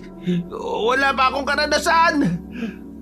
Tumayo ako ng tuwid, kabanong, at iniangat ang aking dalawang kamay. Tanda ng paggalang. Tiningnan ko ang buong gubat. Hindi ang balete lamang. Ang aking muka ay puno ng pagpapakumbaba at pangangailangan. O banal na espiritu ng kagubatan! Ako po si Rodrigo, anak ni Jose. Alam ko pong nagambala namin ang inyong kapayapaan. Alam ko pong ang presensya namin ay isang kalapastanganan. Patawarin po ninyo kami. Kabanong, nang sabihin ko yon, ay tila huminga ng malalim ang gubat. Hindi pa rin humuhupa ang bigat. Panay na ang sigaw ni Bong. Mainam at panay ang hingi niya ng tulong sa Panginoon. Ngunit humihingi ako ng pabor na 100 patungo sa Batong Cruz. Kailangan ko po ito. Ang buong baryo namin ay nasa bingit ng panganib. Ang mga bata, ang mga matatanda, maaari silang huliin at gawing biktima ng mahardikang aswang na pinamumunuan ni Don Edmundo at ng anak niyang si Castor. Ang hangin ay medyo humina, Kabanong.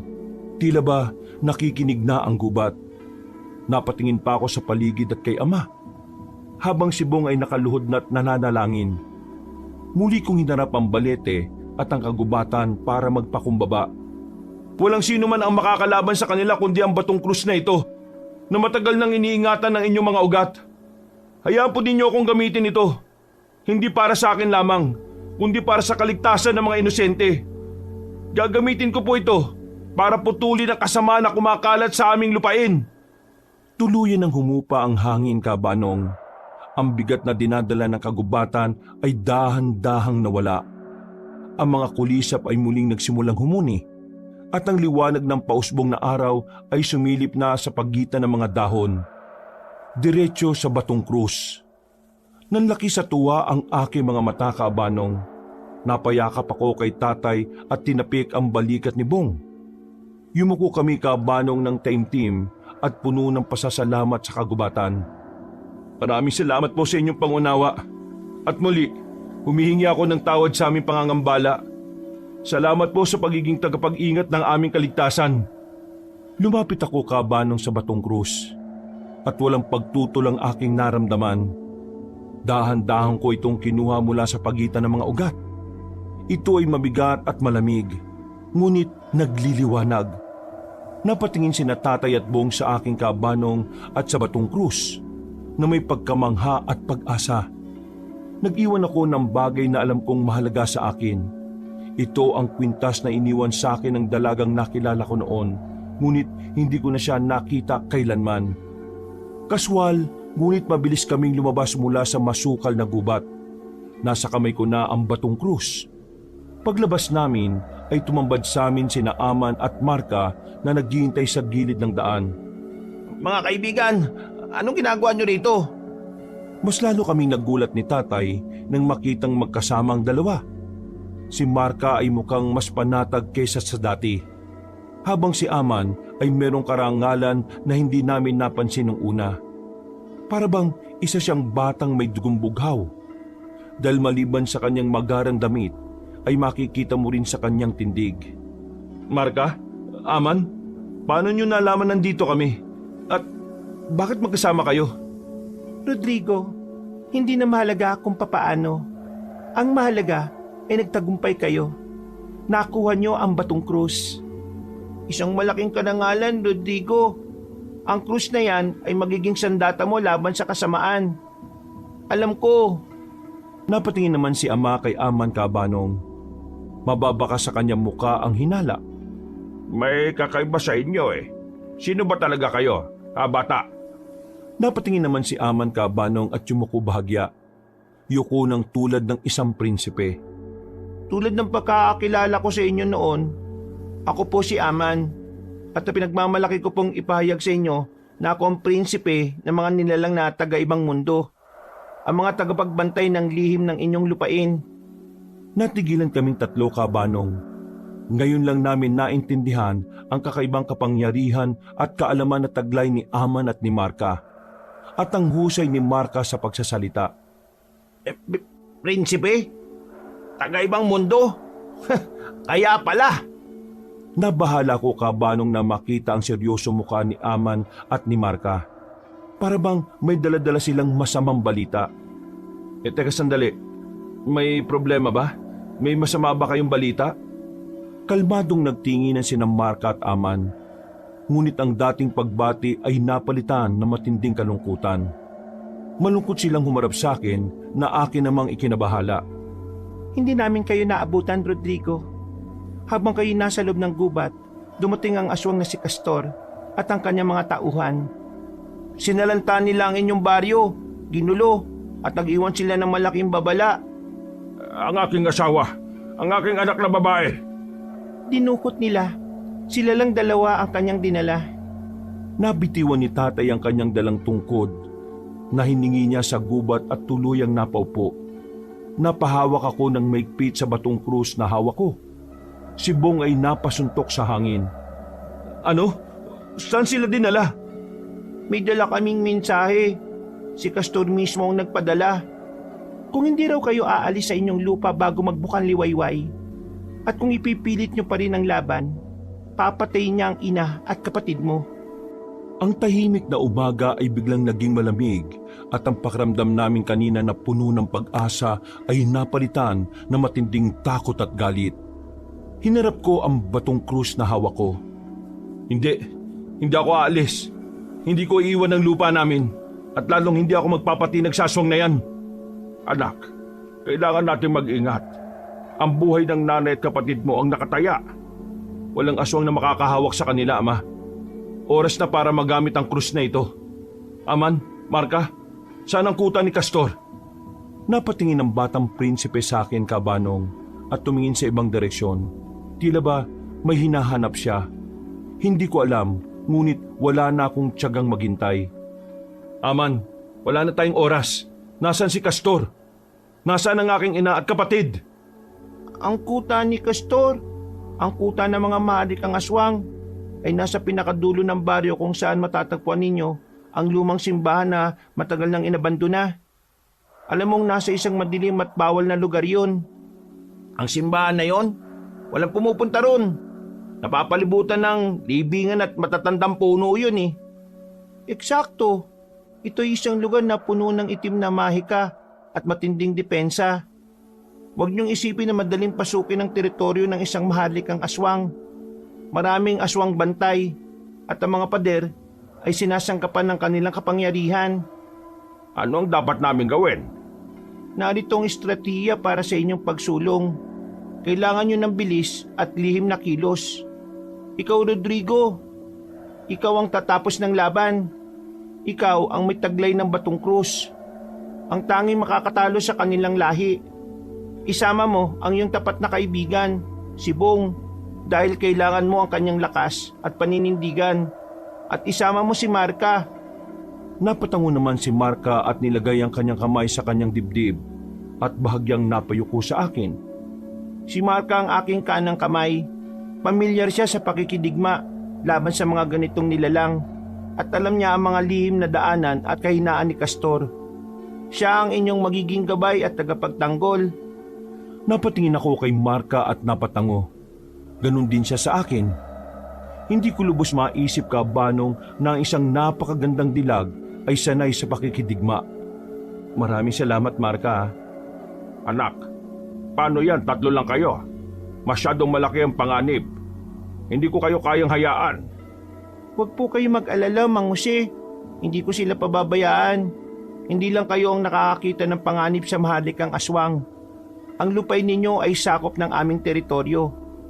At sabay nating babawin kay Castor. Ipapasama ko ang aking mga kawal. Meron kang kawal?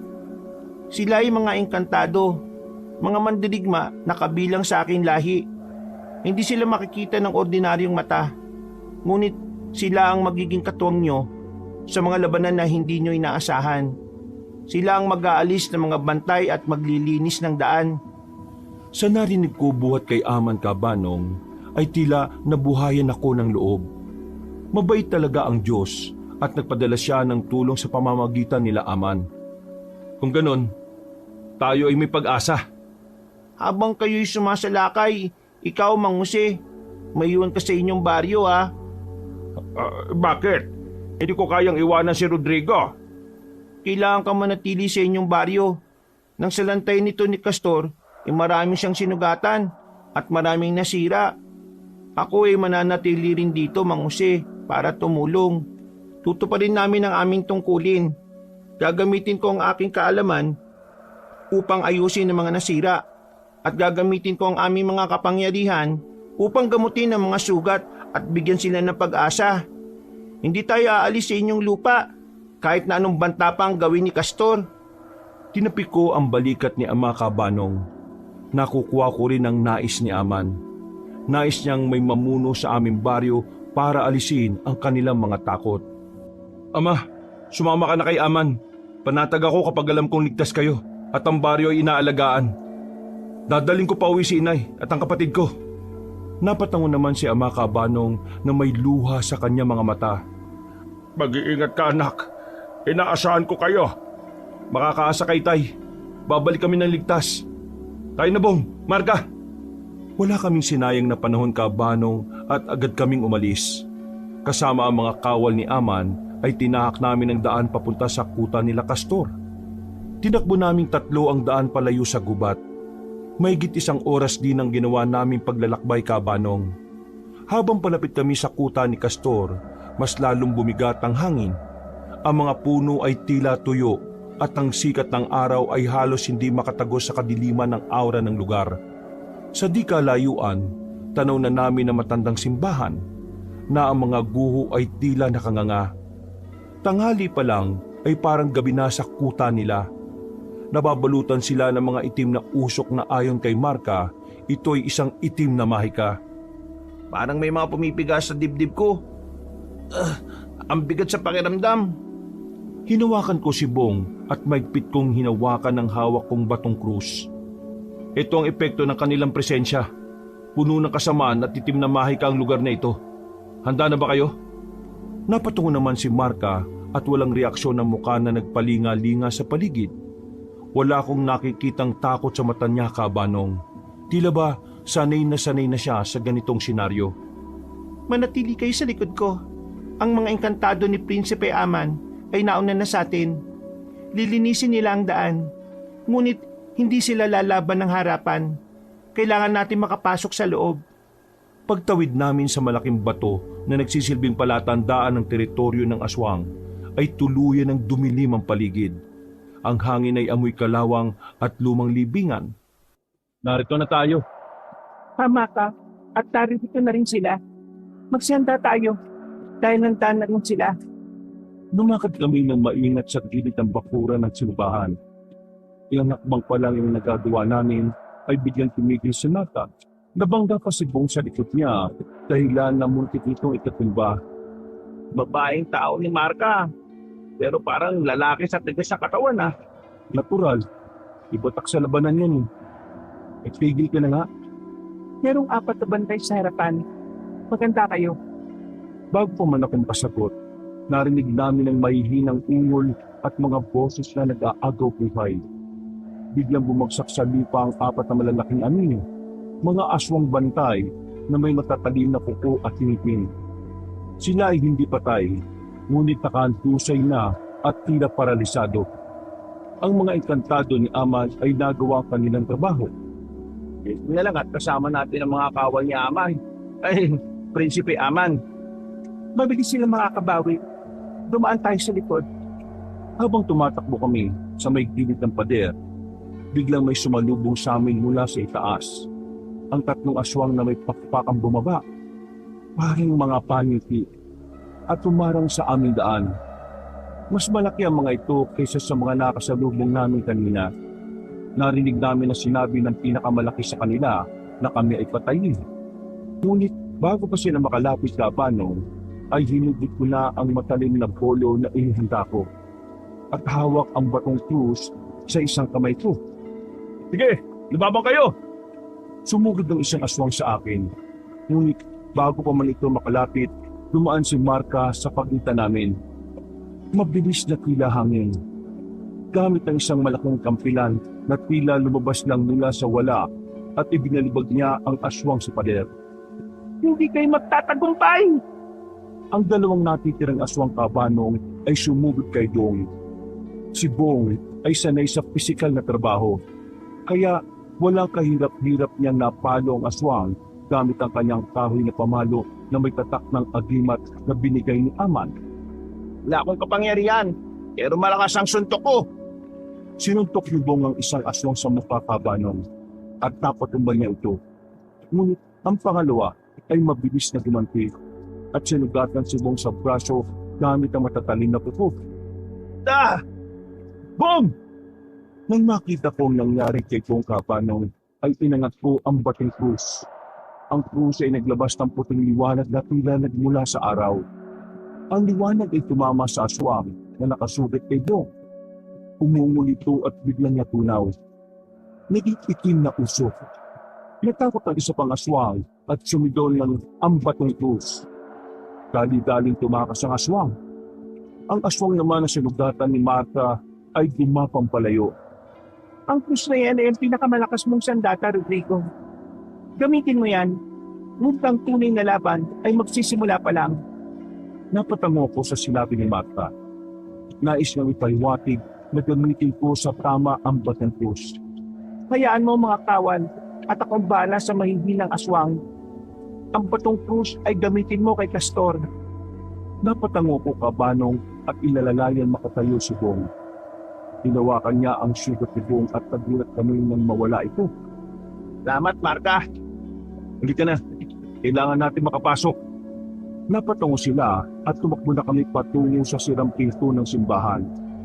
Handa sa anumang ahaharapin sa loob. Nang nasa loob na kaming tatlo sa malaking espasyo ng simbahan, ay nagpalinga-linga kami kabanong. Ang loob ay lalong mas masama ang amoy kaysa sa labas. Kaunting liwanag lang ang nagmumula sa palubog na araw.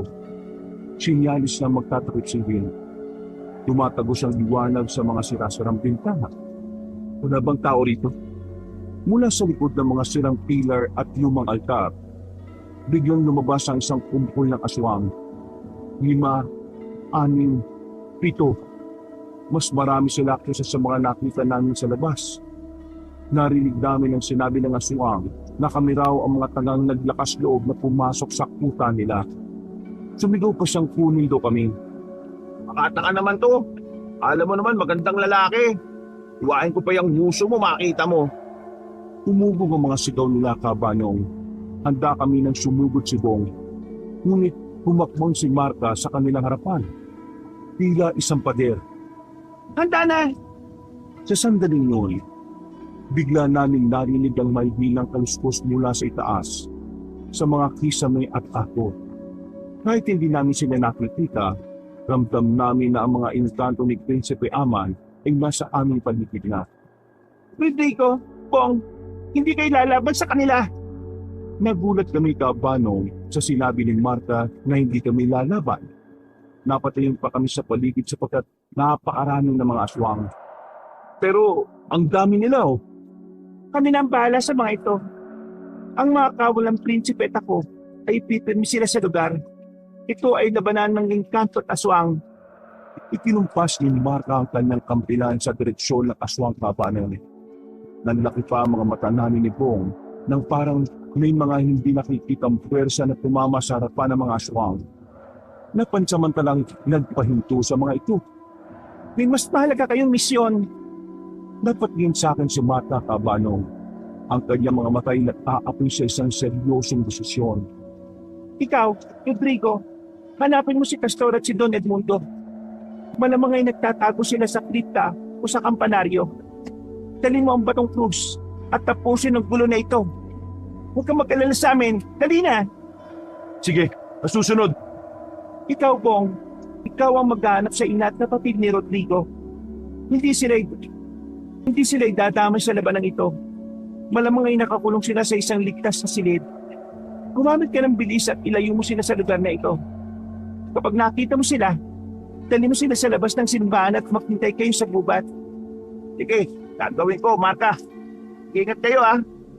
Habang nagsasalita si Bong, sumugod na ang mga aswang.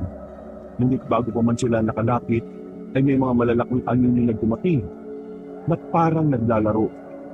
Naririnig namin ang malalakas na hiyaw at ingol ng mga aswang na tila sinasakal.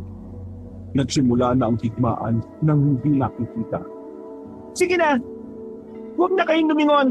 Maghiwalay na tayo! Ha? Di pa nga nagiging tayo, maghihiwalay na kagad. Sige, biruin mo ng mahiway ang huso mo. Ano ba yung pinagsasabi mo? Ha? Wala. Sige na, alis na ako. Tara na! Walang pag-aalindangan akong tumakbo patungo sa likod ng altar Sabano. Patungo sa kadiliman. Hawak ko ng nagpit ng patentlis. Samantalang si Bong naman ay tumakbo sa kaliwang bahagi. Patungo sa mga ibang silid upang hanapin ang aking ina't kapatid. Ang muling nakita namin ni Bong ay si Martha na nagpinsang tumatayo sa kita ng simbahan. handa nang salubungin ang lahat ng aswang. Habang ang mga engkantado ni Aman ay patuloy niyang nakikipaglaban. Laban sa mga naghahasit ng kapiluan sa paligid at handa nang lumaban para talunin ng mga aswang. Tahimik ang pasilyo, Kabanaw. Isang nakakabinging katahimikan ang sumalubong sa akin na tanging ang malakas na tibok ng puso ko ang maririnig at ang ingay ng labanan sa ibaba. Mga hiyaw, kaliskos at kalalising ng bakal ni Marta ang naririnig ko. Pinili ko ang kampanaryo dahil yun ang pinakamataas na lugar at madalas itong gamitin ng mga pinuno upang magmatsyat. Kaya naisip ko marahil ay narinig ko siya. Naglakad ako, hawak ang batong krus na nagbibigay ng kaunting liwanag. Habang umakit ako sa makritig at sirang hagdan ng tore, narinig ko ang isang tawa. Malamig, malalim at puno ng kasamaan. Habang paakyat ako, narinig ko ang boses ni Castor mula sa taas. Nag-i-echo sa buong tore. Mahusay! Mahusay, Rodrigo! Naglakas loob ka talagang umakyat, ha? Napalingon ako sa paligid, Kabanong, at masaligpitan ko ang pagkakahawak ko sa batong krus. Pinaigtingin ko pa ang aking pakiramdam dahil maaaring nasa likod ko lang siya. Castor, ipakita mo sarili mo! Bakit?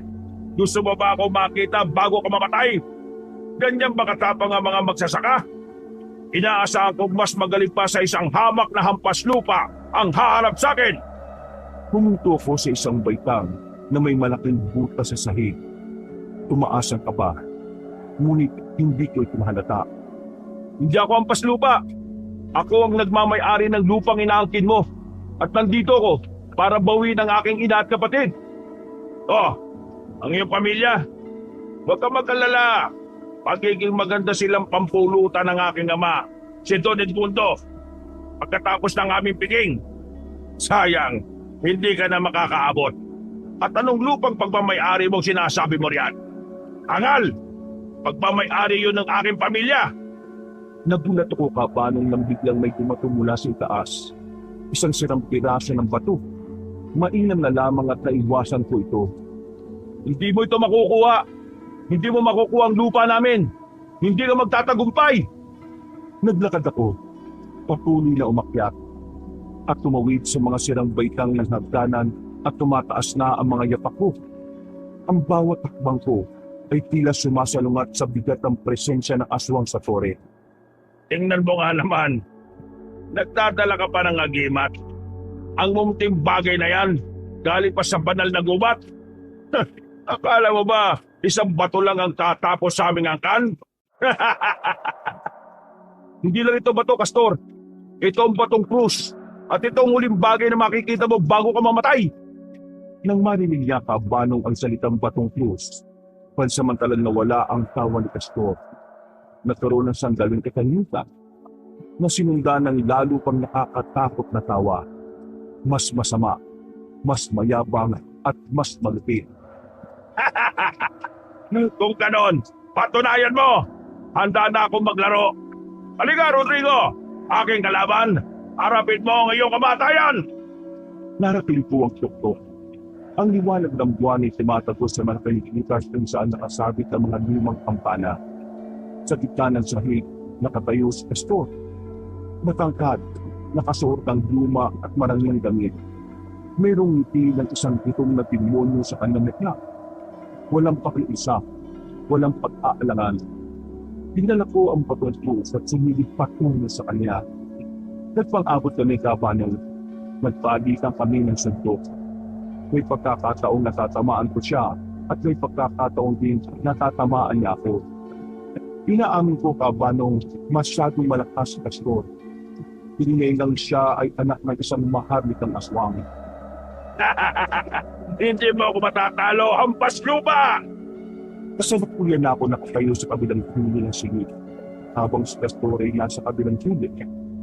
Naglalabas na sa kaibang aura ng kasamaan. Ang batong krus ay umiilaw sa kamay ko dahilan parang nanisya si Castor. Kung ganyan kabilis mo ako mahahanap, Rodrigo, ibig sabihin pinatalasik mo na ang mga bantay ko. Ha! Ang mga aswang na yon, puro pabaya! Walang kwenta! Bagya akong napangiti at dahan-dahang lumapit. Itinutok ang batong krus sa kanya. Napatras pa siya bahagya mula sa kanyang pinatatayuan. Hindi sila pabaya. Hindi lang ikaw ang may hukbo, Castor. Nagbagong ekspresyon ni Castor. Tumingin siya sa ibaba ng toril, sa direksyon ng ingay ng labanan, at naramdaman niya ang kakaibang enerhiya na hindi niya inaasahan. Anong sinasabi mo? Ang mga sigaw at ungol na naririnig mo sa ibaba ay galing sa mga kawal mo na pinupuksa ng mga engkantado ni Prinsipe Aman. May mga kakampi ang aming lupa, Castor. Hindi na kayong hari rito. Nagalit si Castor Tabanong at lumabas ng matatalim niyang pangil at lumaba ang kuko. Mga taga-ibang mundo, ang mga walang kwentang engkanto na yan, kahit magkaisa pa sila, hindi sila makakapantay sa kapangyarihan ng isang maharlikang aswang. Magbabayad ka sa pagtungis mo sa aking kuta! Iyong kuta, hindi ba't dati itong tahanan ng Diyos na binaboy mo? Mabilis na sumuhod si Castor. Nagmiskula siyang malaking anino kabanong na may mga talo na hindi normal. Hinampas niya ako gamit ang kanyang matatalim niya kuko. Naiwasan ko ang kanyang atake, ngunit nasugatan ako sa braso. Ah! Bumuelo si Castor para sa pangalawang atake, ngunit sa pagkakataong yun, iniharap ko sa kanya kabanong ang batong krus. Nang tumama ang liwanag ng krus sa mukha ni Castor, napaurong ito at umingol sa sakit. Napahawak ko siya sa kanyang mukha habang nagsisisigaw. Ah! Ang sakit! Ano to? Ito ang linis at lakas ng aming lupa. Ang batong krus, ang sumpa ninyo. Sumigaw ako at hinanit ang krus. Hindi lang para magbigay liwanag, kundi para maging bato na paninito. Kinargit ko ang dibdib ni Castor. Mabilis itong gumanti. Inilabas ang mala espada niyang kuko at hinagin patungo sa aking lirig. Wala kang karapatan! Mamamatay kayo rito! Tila naging mabilis ako, Kapanong. Sa halip na umidal, isinalo ko ang braso ni Castor gamit ang aking bulot. At kasabay nito, sinalo ko ang braso ni Castor gamit ang aking bulot. At kasabay nito, binaon ko ang dulo ng patong krus sa kanang balikat ni Castor. Ah! Isang napakalakas na sigaw ng sakit ang umalingaw sa Torre Kapanong. Ang balikat ni Castor ay biglang nagtusok at ang batong krus ay tila sinunog ng kanyang laman. Ito na ang huling laban mo, Castor! Biglang umatras si Castor. Galit at takot ang naghalo sa mukha niya. Alam niyang ang krus na yun ay totoo at lubhang mapanganib. Hindi pa tapos ito, Rodrigo! Hindi niyo makukuha ang lupa! Mananatili kami sa lupaing inaangkin mo. At pangako ko sa iyo, tatapusin ko ang buhay mo at ng ama mo! Sa puntong nun, Kabanong, ay nagawa ni Castor na tumalon patungo sa malaking butas ng dingding ng kampanaryo. Tila isang paniki sila na lumipad sa kadiliman. Habang umaalulong sa sakit, naiwan ako na nakahingahan ng malalim. Hawak ko ang batong krus. Nasugatan sa braso, ngunit tagumpay sa unang yugto ng laban. Nagawa kong palisin ng anak ng maharlik ng aswang. Naataka siya! Biglang may nagpakita sa likod ko. Si Marta. Hindi siya naglakad, kundi tila bigla na lang siyang sumulpot mula sa kadiliman. Walang ingay. Rodrigo? Kapit siyang lumapit at ako ay inalalayan. Mahusay siyang kumilos. At walang tanong tinignan niya ang sugat sa braso ko. Sugatan ka. Ang lakas ng loob mo na harapin siyang mag-isa. Hindi ko siya nagawang tapusin. Tumakas siya eh. Huwag ka mag-alala. Ang mahalaga ay ang labis mong pagkasugat sa kanya. Ang tama ng batong krus sa isang mahalit ng aswang ay nagtingwan ng lamat na hindi madaling mag-ilong. Pero babalik siya. Oo, babalik siya. At sa susunod, kasama na niya ang kanyang ama, si Don Edmundo, at ang ibang lahi na kakampi nila. Kailangan natin maganda. Ngunit sa ngayon, kailangan mong magpagaling. Narating namin ang pangunahing bahagi ng simbahan. Ang ingay ng labanan ay humupa na. Ang mga engkantado ni Aman ay nagawa ang kanilang trabaho. Ang lupa ay may ilang nakahampusay na aswang, ngunit karamihan ay tumakas. Si Bong, nasan si Bong? At ang aking ina, at ang kapatid ko? Hindi pa man kami nakakarating sa bitan ng simbahan ay biglang nakarin kami ng boses kabanong. Walang iba kundi si Bong. Rodrigo! Marka! Lumabas si Bong mula sa gilid ng altar. Pagod at pausan, ngunit buo ang loob. Kasama niya si nanay at ang kapatid ko. Pareho silang maputla sa takot kabanong, ngunit ligtas. Tay! Binitiwan ko si Marta at tumakbo kahit iika-ika ako patungo sa aking pamilya. Niyakap ko sila ng higpit. Nagpasalamat naman si nanay sa Diyos at ligtas kami. Nagpasalamat din siya kay Bong. Sinabi rin ng aking kapatid na siya ay takot na takot. Huwag na kayo matakot. Sa ngayon ligtas na tayo. Tagumpay tayo, pre! Nakita ko silang dalawa na nakakulong sa isang silid sa ilalim ng sakristiya. Halos hindi na makahinga eh. Maraming salamat, Bong. Kaibigan, hindi po ito magagawa kung wala ka. Hindi pa tapos. Kailangan nating umalis at pagandaan ang ikalawang yugto ng ating pakikipaglaban kay Castor. Tara na, at nang mabawi mo kagad ang iyong lakas, Rodrigo. Oo, tama. Tayo na. Inakay ko ang aking ina at kapatid. Inalalayan din ako ni Bong. Tiningnan namin si Marta na nanatiling nagbabantay. Halika na, Marta. Umuwi na kayo. Hintayin niyo ako sa bayan. Sabihin niyo sa aking kamahalan na sisiguraduhin ko lang na wala ng aswang. Sisiguraduhin ko lang na wala ng aswang ang makakasunod sa inyo. Nag-iwan si Marta ng huling tingin sa akin at tumalikod. Pumasok siya muli sa dilim upang hintayin ang dilim bahagi ng kanyang mga kaiwan at upang tsakin ang aming ligtas na pag-uwi. Samantala, nagmadali kami ni Bong kasama ang aking ina at kapatid na umalis sa simbahan patungo sa liwanag ng bukang liwayway at sa aming baryo. Bumalik kami sa baryo kabanong na bigong matalo si Castor.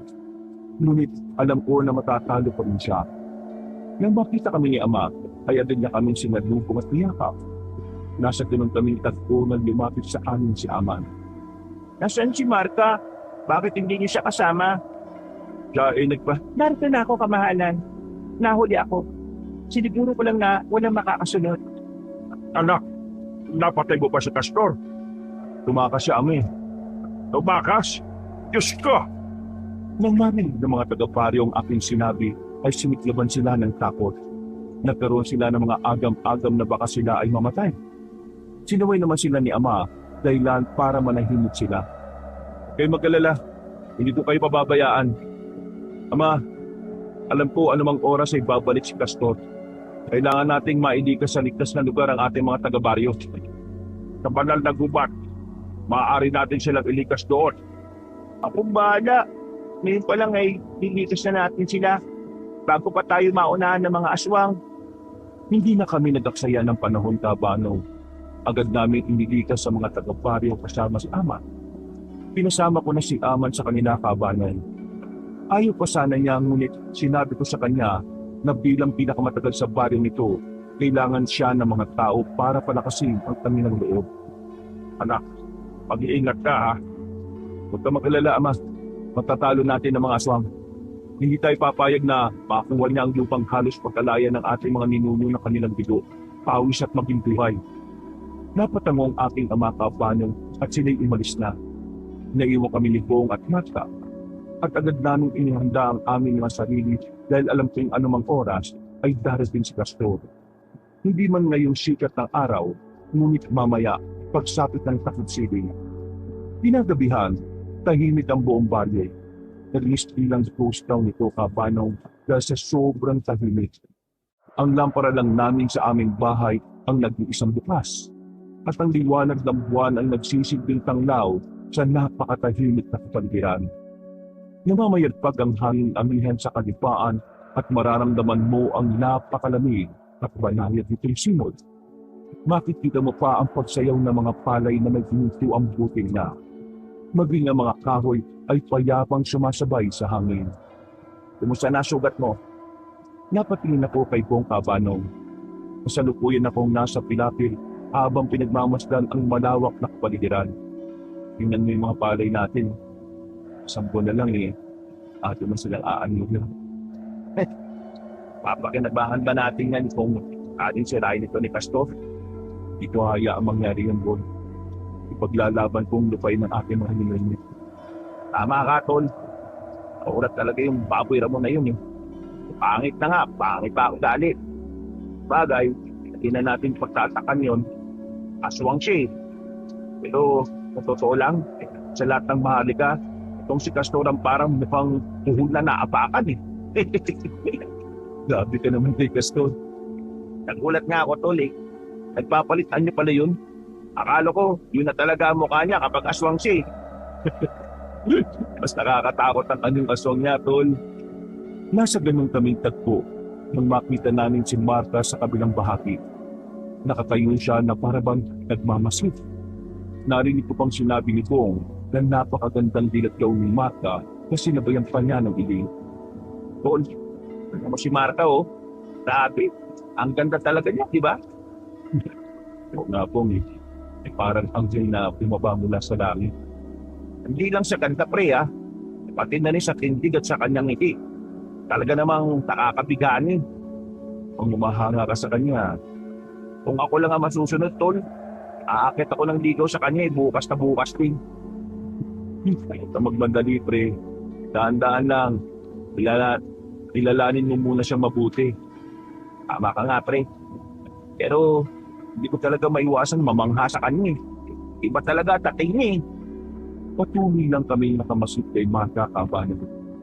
Na tila ba hindi niya alintana ang dalawang pares ng matang nakatingin sa kanya mula sa malayo. Ang liwanag ng buwan ay lalo pang nagpatungkad sa kanyang ganda na parang isang obra maestra sa gitna ng bukurin. Napatawa na lang ako kay Bong Cabano. Hindi ko siya masulsusi dahil napakaganda naman talaga ni Marta. Eh di kung liligawan mo si Marta eh, sa ibang mundo ka natitira. Nako, wag na tol. Baka mamaya, gawin lang nila akong alipin dun. Ganun dun, di ba?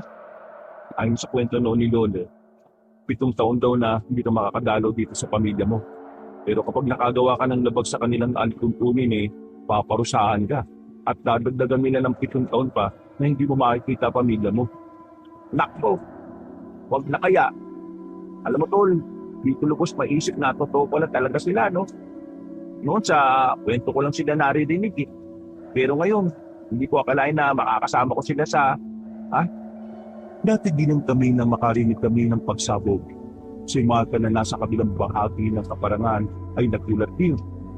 Dali-dali kami tumakbo papunta sa baryo at nagulat kami sa aming nasaksihan. Si Castor at ang kanyang mga angkan ay sinira ang mga kabahayan. Mga paslupa! Pagsilabas kayo! Pagbabayaran niyo ang ginawa niyo sa akin! Halos sabay pa kaming lahat na napatingin sa paligid nang bigla na lang may tumunog na tambuli kaming narinig.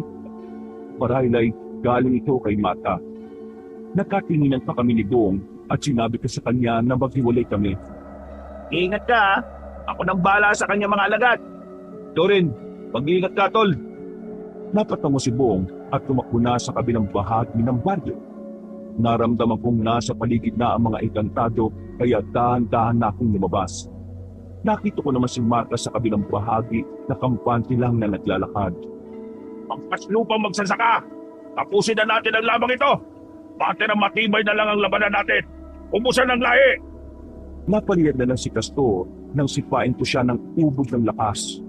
Nagpagulong-gulong pa siyang parang bato sa lupa. Nakita kong galit na galit si Don Edmundo sa kanyang anyong aswang. Susukot na sana siya sa akin nang itutok ni Marta sa kanyang leeg ang mahaban kong kampilan. Ako ang harapin mo! Naglaban silang dalawa kabanong at makikita talaga kung gaano kabilis si Don Edmundo. Ngunit hindi niya kayang tapatan ang bilis ni Marta.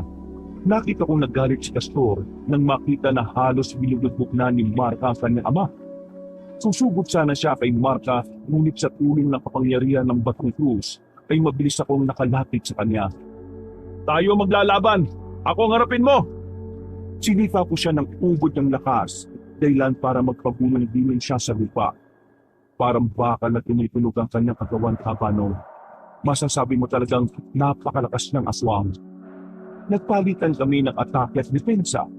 May pagkakataong pinilapon ako at matatamaan ng kanyang kuko ng halos kasing haba na ng pinyal.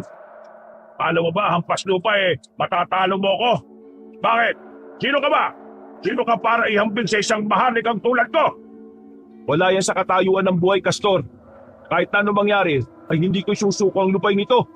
Hindi ka makakapagtayo ng pabrika sa lugar na ito. Kung yun ay mabubuhay ka pa. Tama na, maraming satsat. Muli akong sumugod sa kanya. Nagpang-abot kami at muling nagpalitan ng atake. Napakabilis ng kanyang mga kamao kabanong na parang hangin lang kung dumaan sa akin. Mabilis naman akong dumepensa kahit may pagkakataong nahihirapan akong siyanggain ng bawat atake niya. Kabanong, nung gabing yun, ang hangin ay mabigat. Puno ng amoy ng lupa at lumang dugo. Tanging ang liwanag ng buwan ang nagsisilbing ilaw habang nakatayo kami sa gitna ng labanan. Halos pagod at tingal na ang bawat panig. Hampas lupa magsasaka! Sumuko ka na! Saka na ako susuko kapag patay ka na. Hindi ako susuko, tandaan mo yan! Nakikita sa mukha ko kabanong ang pagpupursige. Kahit nabatid kong mas makapangyarihan si Castor kaysa sa akin. May pitong hawak ang aking sandata, ang maalamat na batong krus na nababalutan ng sinaunang enerhiya at naglilingas sa mahilang kulay asul. Castor, tapusin na natin to. Ngayon na ang gabi na wawakasan ng inyong paghahari ng lagim. Ngumiti ng mapang-umay si Castor. Ang kanyang mga mata ay kulay pula at ang kanyang anyo ay matigas. Balot sa isang balabal ng mistulang anino. Rodrigo, ang apo ni Elias, ang inyong angkan ay paulit-ulit na nagbabalik. Ngunit walang sino man ang kasing hina mo. Ang batong krus ay hindi magliligtas sa iyo sa kapangyarihan ng dugo ko. Muli siyang sumugod at pinaulanan ng mga suntok niyang parang hangin sa bilis. Tinatagan ko naman ang aking depensa at mabilis ko ring iniiwasan ng kanyang mga atake. Nangunot pa ang noo ko nang marinig ko ang sinabi niyang apo ako ni Elias. Wala kasi akong natatandaan kabanong na may lolo kong Elias. O baka siya ang aming sinaunang ninuno. Habang naglalaban kaming dalawa, ay nakikita ko si Marka na mabilis na kumikilos. Gamit ang mahabang kampilan ay parang isa siyang ipo-ipo na pumapasok sa hani ng mga kalaban. Bawat saksak niya ay sinasabayan ng anting-anting na bumabalot sa kanyang mga armas. Nagiging sanhi upang maging abo ang mga aswang na kanyang pinatamaan. Samantala, si Bong na may dala naman ng punyal at holy water ay pinapaulanan niya ang mga aswang. Sumasabog ang bawat talsik ng holy water na kanyang ibinabato. Nag-iiwan ng naglilingas na bakas sa balat ng mga aswang. Gamit ang kanyang natutunang orasyon, pinipigilan niya ang mga mas malalaking aswang na makalapit sa akin. Ako naman, hinarap si Castor. Sa pag-atake ko, tumampas ang batong krus at nagdulot ng isang malakas at nakakasilaw na liwanag. Palayan, bata! Bumawi si Castor kabanong. Ang kanyang kuko'y bumaba at naging matataling na parang kampinan. Bawat sipa at sintok ni Castor ay puno ng kapangyarihan ng isang dambuhala. Nahirapan ako kabanong. Ang bawat salat ko sa batong krus ay nagpapanginig sa aking mga buto. Ramdam ko ang napakalaking lakas ng Castor. Ito ang pinagsamang kapangyarihan ng daang-daang taong karanasan at puto. Sa isang iglap, nasambot ni Castor ang braso ko at ibinato ko sa isang puno. Muko ka na, Rodrigo! Ang iyong angkan ay hindi mananalo laban sa aking dugo! Mamamatay ka at mamamahala ako sa mundong ito! Tumayo ko kabanong. Hindi dugo, ngunit nag-aapoy ang aking determinasyon. Tumingin ako sa batong krus na naghulog malapit sa akin. Naalala ko ang kwento ng aking lolo na ang krus ay hindi lamang sandata kundi simbolo ng kanilang pananampalataya. Hindi ako magpapatalo! Hawak ko ang batong krus! Sa isang mabilis na pagbinta, dinampot ko ang krus. Sa pagkakataong ito, hindi ko siya inatake. Sa halip, itinaas ko ang batong krus sa itaas ng aking ulo at bumulong ng isang orasyon. Ang krus ay biglang naglabas ng isang nakakasilaw na puting liwanag. Hindi lang ito liwanag. Ito ay daloy ng purong enerhiya na sumusunog sa dilim. Ano yan? Itong liwanag na magwawakas sa inyo! Sinunggaban ko ang lakas ng krus at tumakbo patungo kay Castor. Sa halip na paluin, Idiniin ko ang dulo ng naglilinas na batong krus sa dibdib sana ni Castor. Ngunit sinangga ni Don Edmundo. Napasigaw ang matanda habang si Castor ay nandalaki ang mga mata. Sumigaw si Castor ng isang halimaw na sigaw nang makita niyang nagtiusap ang kanyang ama ng batong krus. Ama! Hindi! Hindi, Ama! Sa unang pagkakataon sa banong ay makikita kay Castor ang isang damdaming hindi pagmamataas, kundi ang pagdadalamhati. Ang kanyang mga mata ay basa at may isang patak ng luha na kulay dugo ang timausos sa kanyang pisngi. Ang kanyang panginginig ay hindi dahil sa takot, kundi sa matinding hinanakit. Ama! Ikaw na aming hari! Ikaw na haligin ang aming dugo! Sa harap niya kabanong ay nakatayo ako. Pinagmamasdan ng eksena ngunit wala akong awang nakamasid. Hawak ang braso kong may sugat at nanatiling tahimik. Hawak ko pa rin ang aking batong Diyos. Huminto sa pag-iyak si Pastor at biglang nagbago ang anyo. Ang kanyang mukha ay nagdigil at ang kanyang luha ay naging simbolo ng galit. Ngunit hindi ako natatakot kabanang. Bago siya'y mas pinaghandaan ko siya. Nagbigkas siya ng isang nakakatakot na orasyon. Matapos ang orasyon niyang ang ibig sabihin kabanong ay bigyan mo siya ng walang hanggang kapahingahan. Ngunit sa dilim, ang kanyang tubo ay manawagan ng paghihiganti. Kasamaan sa kasamaan, kamatayan sa kamatayan. Tumingin si Castor, direkta sa mga mata ko. Ang kanyang titig ay kasing lamig ng dibdingan. Rodrigo! Tinitiyak ko sa iyo ngayon ang kanyang kamatayan ng iyong huling sandali ng kapayapaan. Pinatay mo ang hari ko! Pinatay mo ang aking ama! Hindi kita mapapatawad! Sisiguraduhin kong ang lahat ng pagturusan na nararamdaman namin ay darating sa inyong angkan! 10 ulit! Hindi ako kumilos kabanong. Nanatili akong matatag sa aking pinagtatayuan. Castor, ang inyong hinanakit ay bunga lamang ng inyong sariling kasamaan. Naging sakim kayo sa kayamanan at nagpahirap sa mga mahihirap na mamamayan. Gusto na ang kasamaan ninyo. Ang isang punong kahoy na nagbigay ng lason sa lahat ay hindi dapat magtaka kung ang mga dahon nito ay mamatay sa wakas. Hindi akong pumatay sa iyong ama, Castor. Ang kadiliman na niyakap nyo ang pumatay sa kanya. Ang kasakiman ninyo sa buhay ng iba ang nagdulot ng huling hininga niya. Hindi! Ikaw at ang iyong batong krus ang pumatay sa aking ama. Kaya nararapat lang na mamatay rin kayo. Ang inyong angkan ay parang isang linta. Umakapit sa buhay ng iba upang mabuhay. Ang inyong dugo ng hari ay isa lamang sumpa na nagtakip sa pagiging walang kaluluwa ninyo. Hindi mo ako mapapatawad? Hindi ko kailangan ng iyong tawad. Ang hustisya ang naghukom sa inyo at sa lahat ng kasamaan mo. Ang batong krus na ito ay hindi magpapahinga hanggat may natitirang anino ng inyong lagim sa mundong ito. Gusto na! Tapusin na natin ang labang ito. Sisiguraduhin ko sa inyo na ngayong gabi, saksi ang lupang ito at ang buwan sa paglibol ko sa angkan ninyo. Baka sa angkan mo! Nakita ko pa paano ang galit ang pagbibenti sa mga mukha ni Castor. Sa mga kuko ni Castor ay umaagos ang itim na enerhiya na parang laso na hanggang kumalat. Sa isang iglap, sabay kaming sumugod at nagpalitan ng atake sa isang isa. Papatay ka, Rodrigo, para sa aking ama! Ang iyong panagoy ay tapos na, Castor. Ngayon, tanggapin mo ang hustisya. Ang mga unang makaditang aswang ay lumanga sa bating krus tabanong. Ang tulog ay parang pagputok ng kulog. Isang tunog na gawa sa bato at dugo.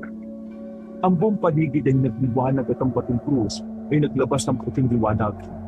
Nagdudulot ng init at sikit sa balat ni Castor. Ang mga kuko ni Castor ay naglabas ng iping na enerhiya. Sinalo ang lakas ng krus. Nagpilit si Castor kabanong na ihiin ang kanyang kuko sa krus. Habang ako naman ay nagpapakatatag. Umaasa sa sinapilang proteksyon ng aking sandata. Nagbato ng kuryente at anime ang aming paglalaban. Walang sino man ang makakatalo sa akin! Wala rin kahit na sino ang makakapatay sa kapangyarihan ng Diyos!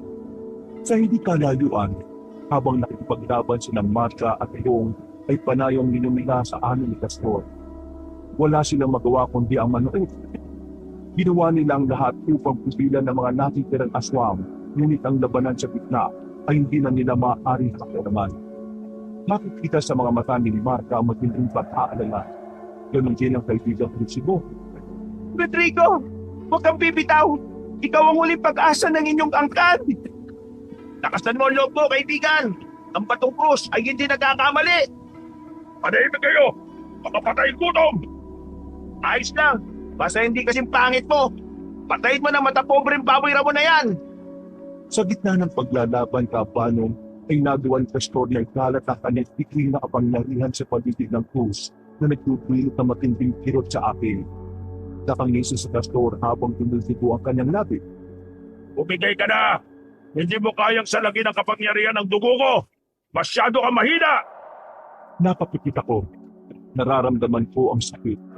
Ngunit naalala ko ang mga salita niya tungkol sa hustisya. Sa isang biglang pagdalaw, binitiwan ko ang krus kabanong. Gamit ang aking isang kamay ay sinuntok ko si Pastor sa mukha.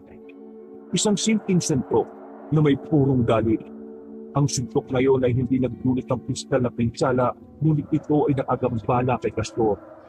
Sa pagkakataong yun, kabanong, ay ibinuhos ko ang lahat ng aking natitirang lakas sa batong krus at idinaling ito pababa.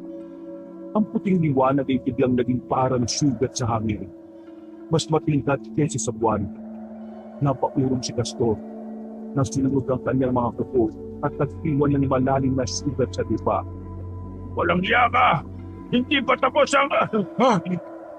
Ngunit bago pa niya matapos ang kanyang banta, ipinasok ko ang batong krus at pinalo ito sa lupa. Naglabas ito ng huli matinding liwanag. Sa wakas kabanong ay naturbas Pastor. Nasusunog at humihina. Ang kanyang anyo ay bumalik sa pagkikip isang tao. Ngunit nababalutan ng susunog at pitik. Walang nagawa si Pastor kundi ang magpusa sa ilalim ng maliwanag na buwan. Tinunang ko si Pastor. Hingal na hingal. Ngunit ang batong krus ay nanatiling nagbibinga sa aking kamay. Ang simbolo ng pagkapanalo ng liwanag dapat sa kadiliman. Nakasalampak si Pastor sa tinilipa. Ang kanyang maharlikang anyo ang nawala. Ang balat niya ay may mga sugat na gawa sa liwanag. At ang kanyang itim na kasuotan ay punit-punit. Ang kadiliman na bumapalot sa kanya ay unti-unti nang nagladapit. Sa kanyang harapan, nakatayo ako. Ang aking hininga ay mabigat rin katatag. Hawak ko pa rin ang kumikinang na batong krus. Mabilis na lumapit silang Marta at Boyfriend Pastor. Hawak ang kanilang mga armas na handang gamitin kung sakaling magtangkang lumaban si Pastor. Si Marta ang unang umikot sa kaliwang bahagi ni Pastor. Ang kanyang balisong ay nakatutok sa liig ng aswang. Nakikita niya ang pagkikirap na napabakas sa mukha ni Pastor. Si Bong naman ay inipit sa kanyang bahagi. Hawak isang sigla na pwede ng unang water at orasyon. At handang ipuhos ito. Si Pastor ay hindi na makakilos. Mapapaka sa kanyang mukha ang makikiligurot at pagkikilap. Ang kanyang mga mata ay laging kulay pulo. Ngunit ngayon, may bahid na nakayungtista na pagkatalo. Hindi ito maaari. Ang aking tugo, ang aming angkan. Tapos na, Pastor. Hindi na kayo makakapaminsala pa. Ang iyong kapangyarihan ay naglao. Ang iyong ama at ang mga alagad ay wala na. Sumuko ka na. Lumapit ako sa kanya, Abano. Hindi ako nagbigay ng suntok o saksak. Tinilan ko lang si Pastor. Ang liwanag ng pating Diyos ay nagkikilaw sa mukha ni Pastor. Nagpapakita ng bawat kirot at magsisisi. O marahil ay purong galit pa rin. Ang inyong paghahari ay tapos na. Ang batong krus ay magiging selyo ng inyong kadiliman. Masyado mong minalit ang kapangyarihan ng Diyos, Pastor. Ngayon, ang paghahari-harian niyong mga adbingkula sa bayang ito ay matatapos na. Rodrigo, kahit matalo mo ako, ang kasamaan ay hindi mamamatay. Darating ang panahon, magkakaroon ng ibang mga tulad ko at ang inyong angkan ay laging magbabayad. Kung ganon, maghahanda kami. Ngunit sa ngayon, Itinaas ko ang batong krus. Ang liwanag nito ay nagbigay ng matinding kaslang at biglang nagbago ang natigis ng liwanag. Mula sa sandata, ito ay nagilita ni Kala at gawa sa ilaw. Inutusan ko ang tanikalang liwanag na pinilipot kay Castor. At sa huling pagkakataon ay sumigaw siya. Hindi! Hindi ako magpapahuli!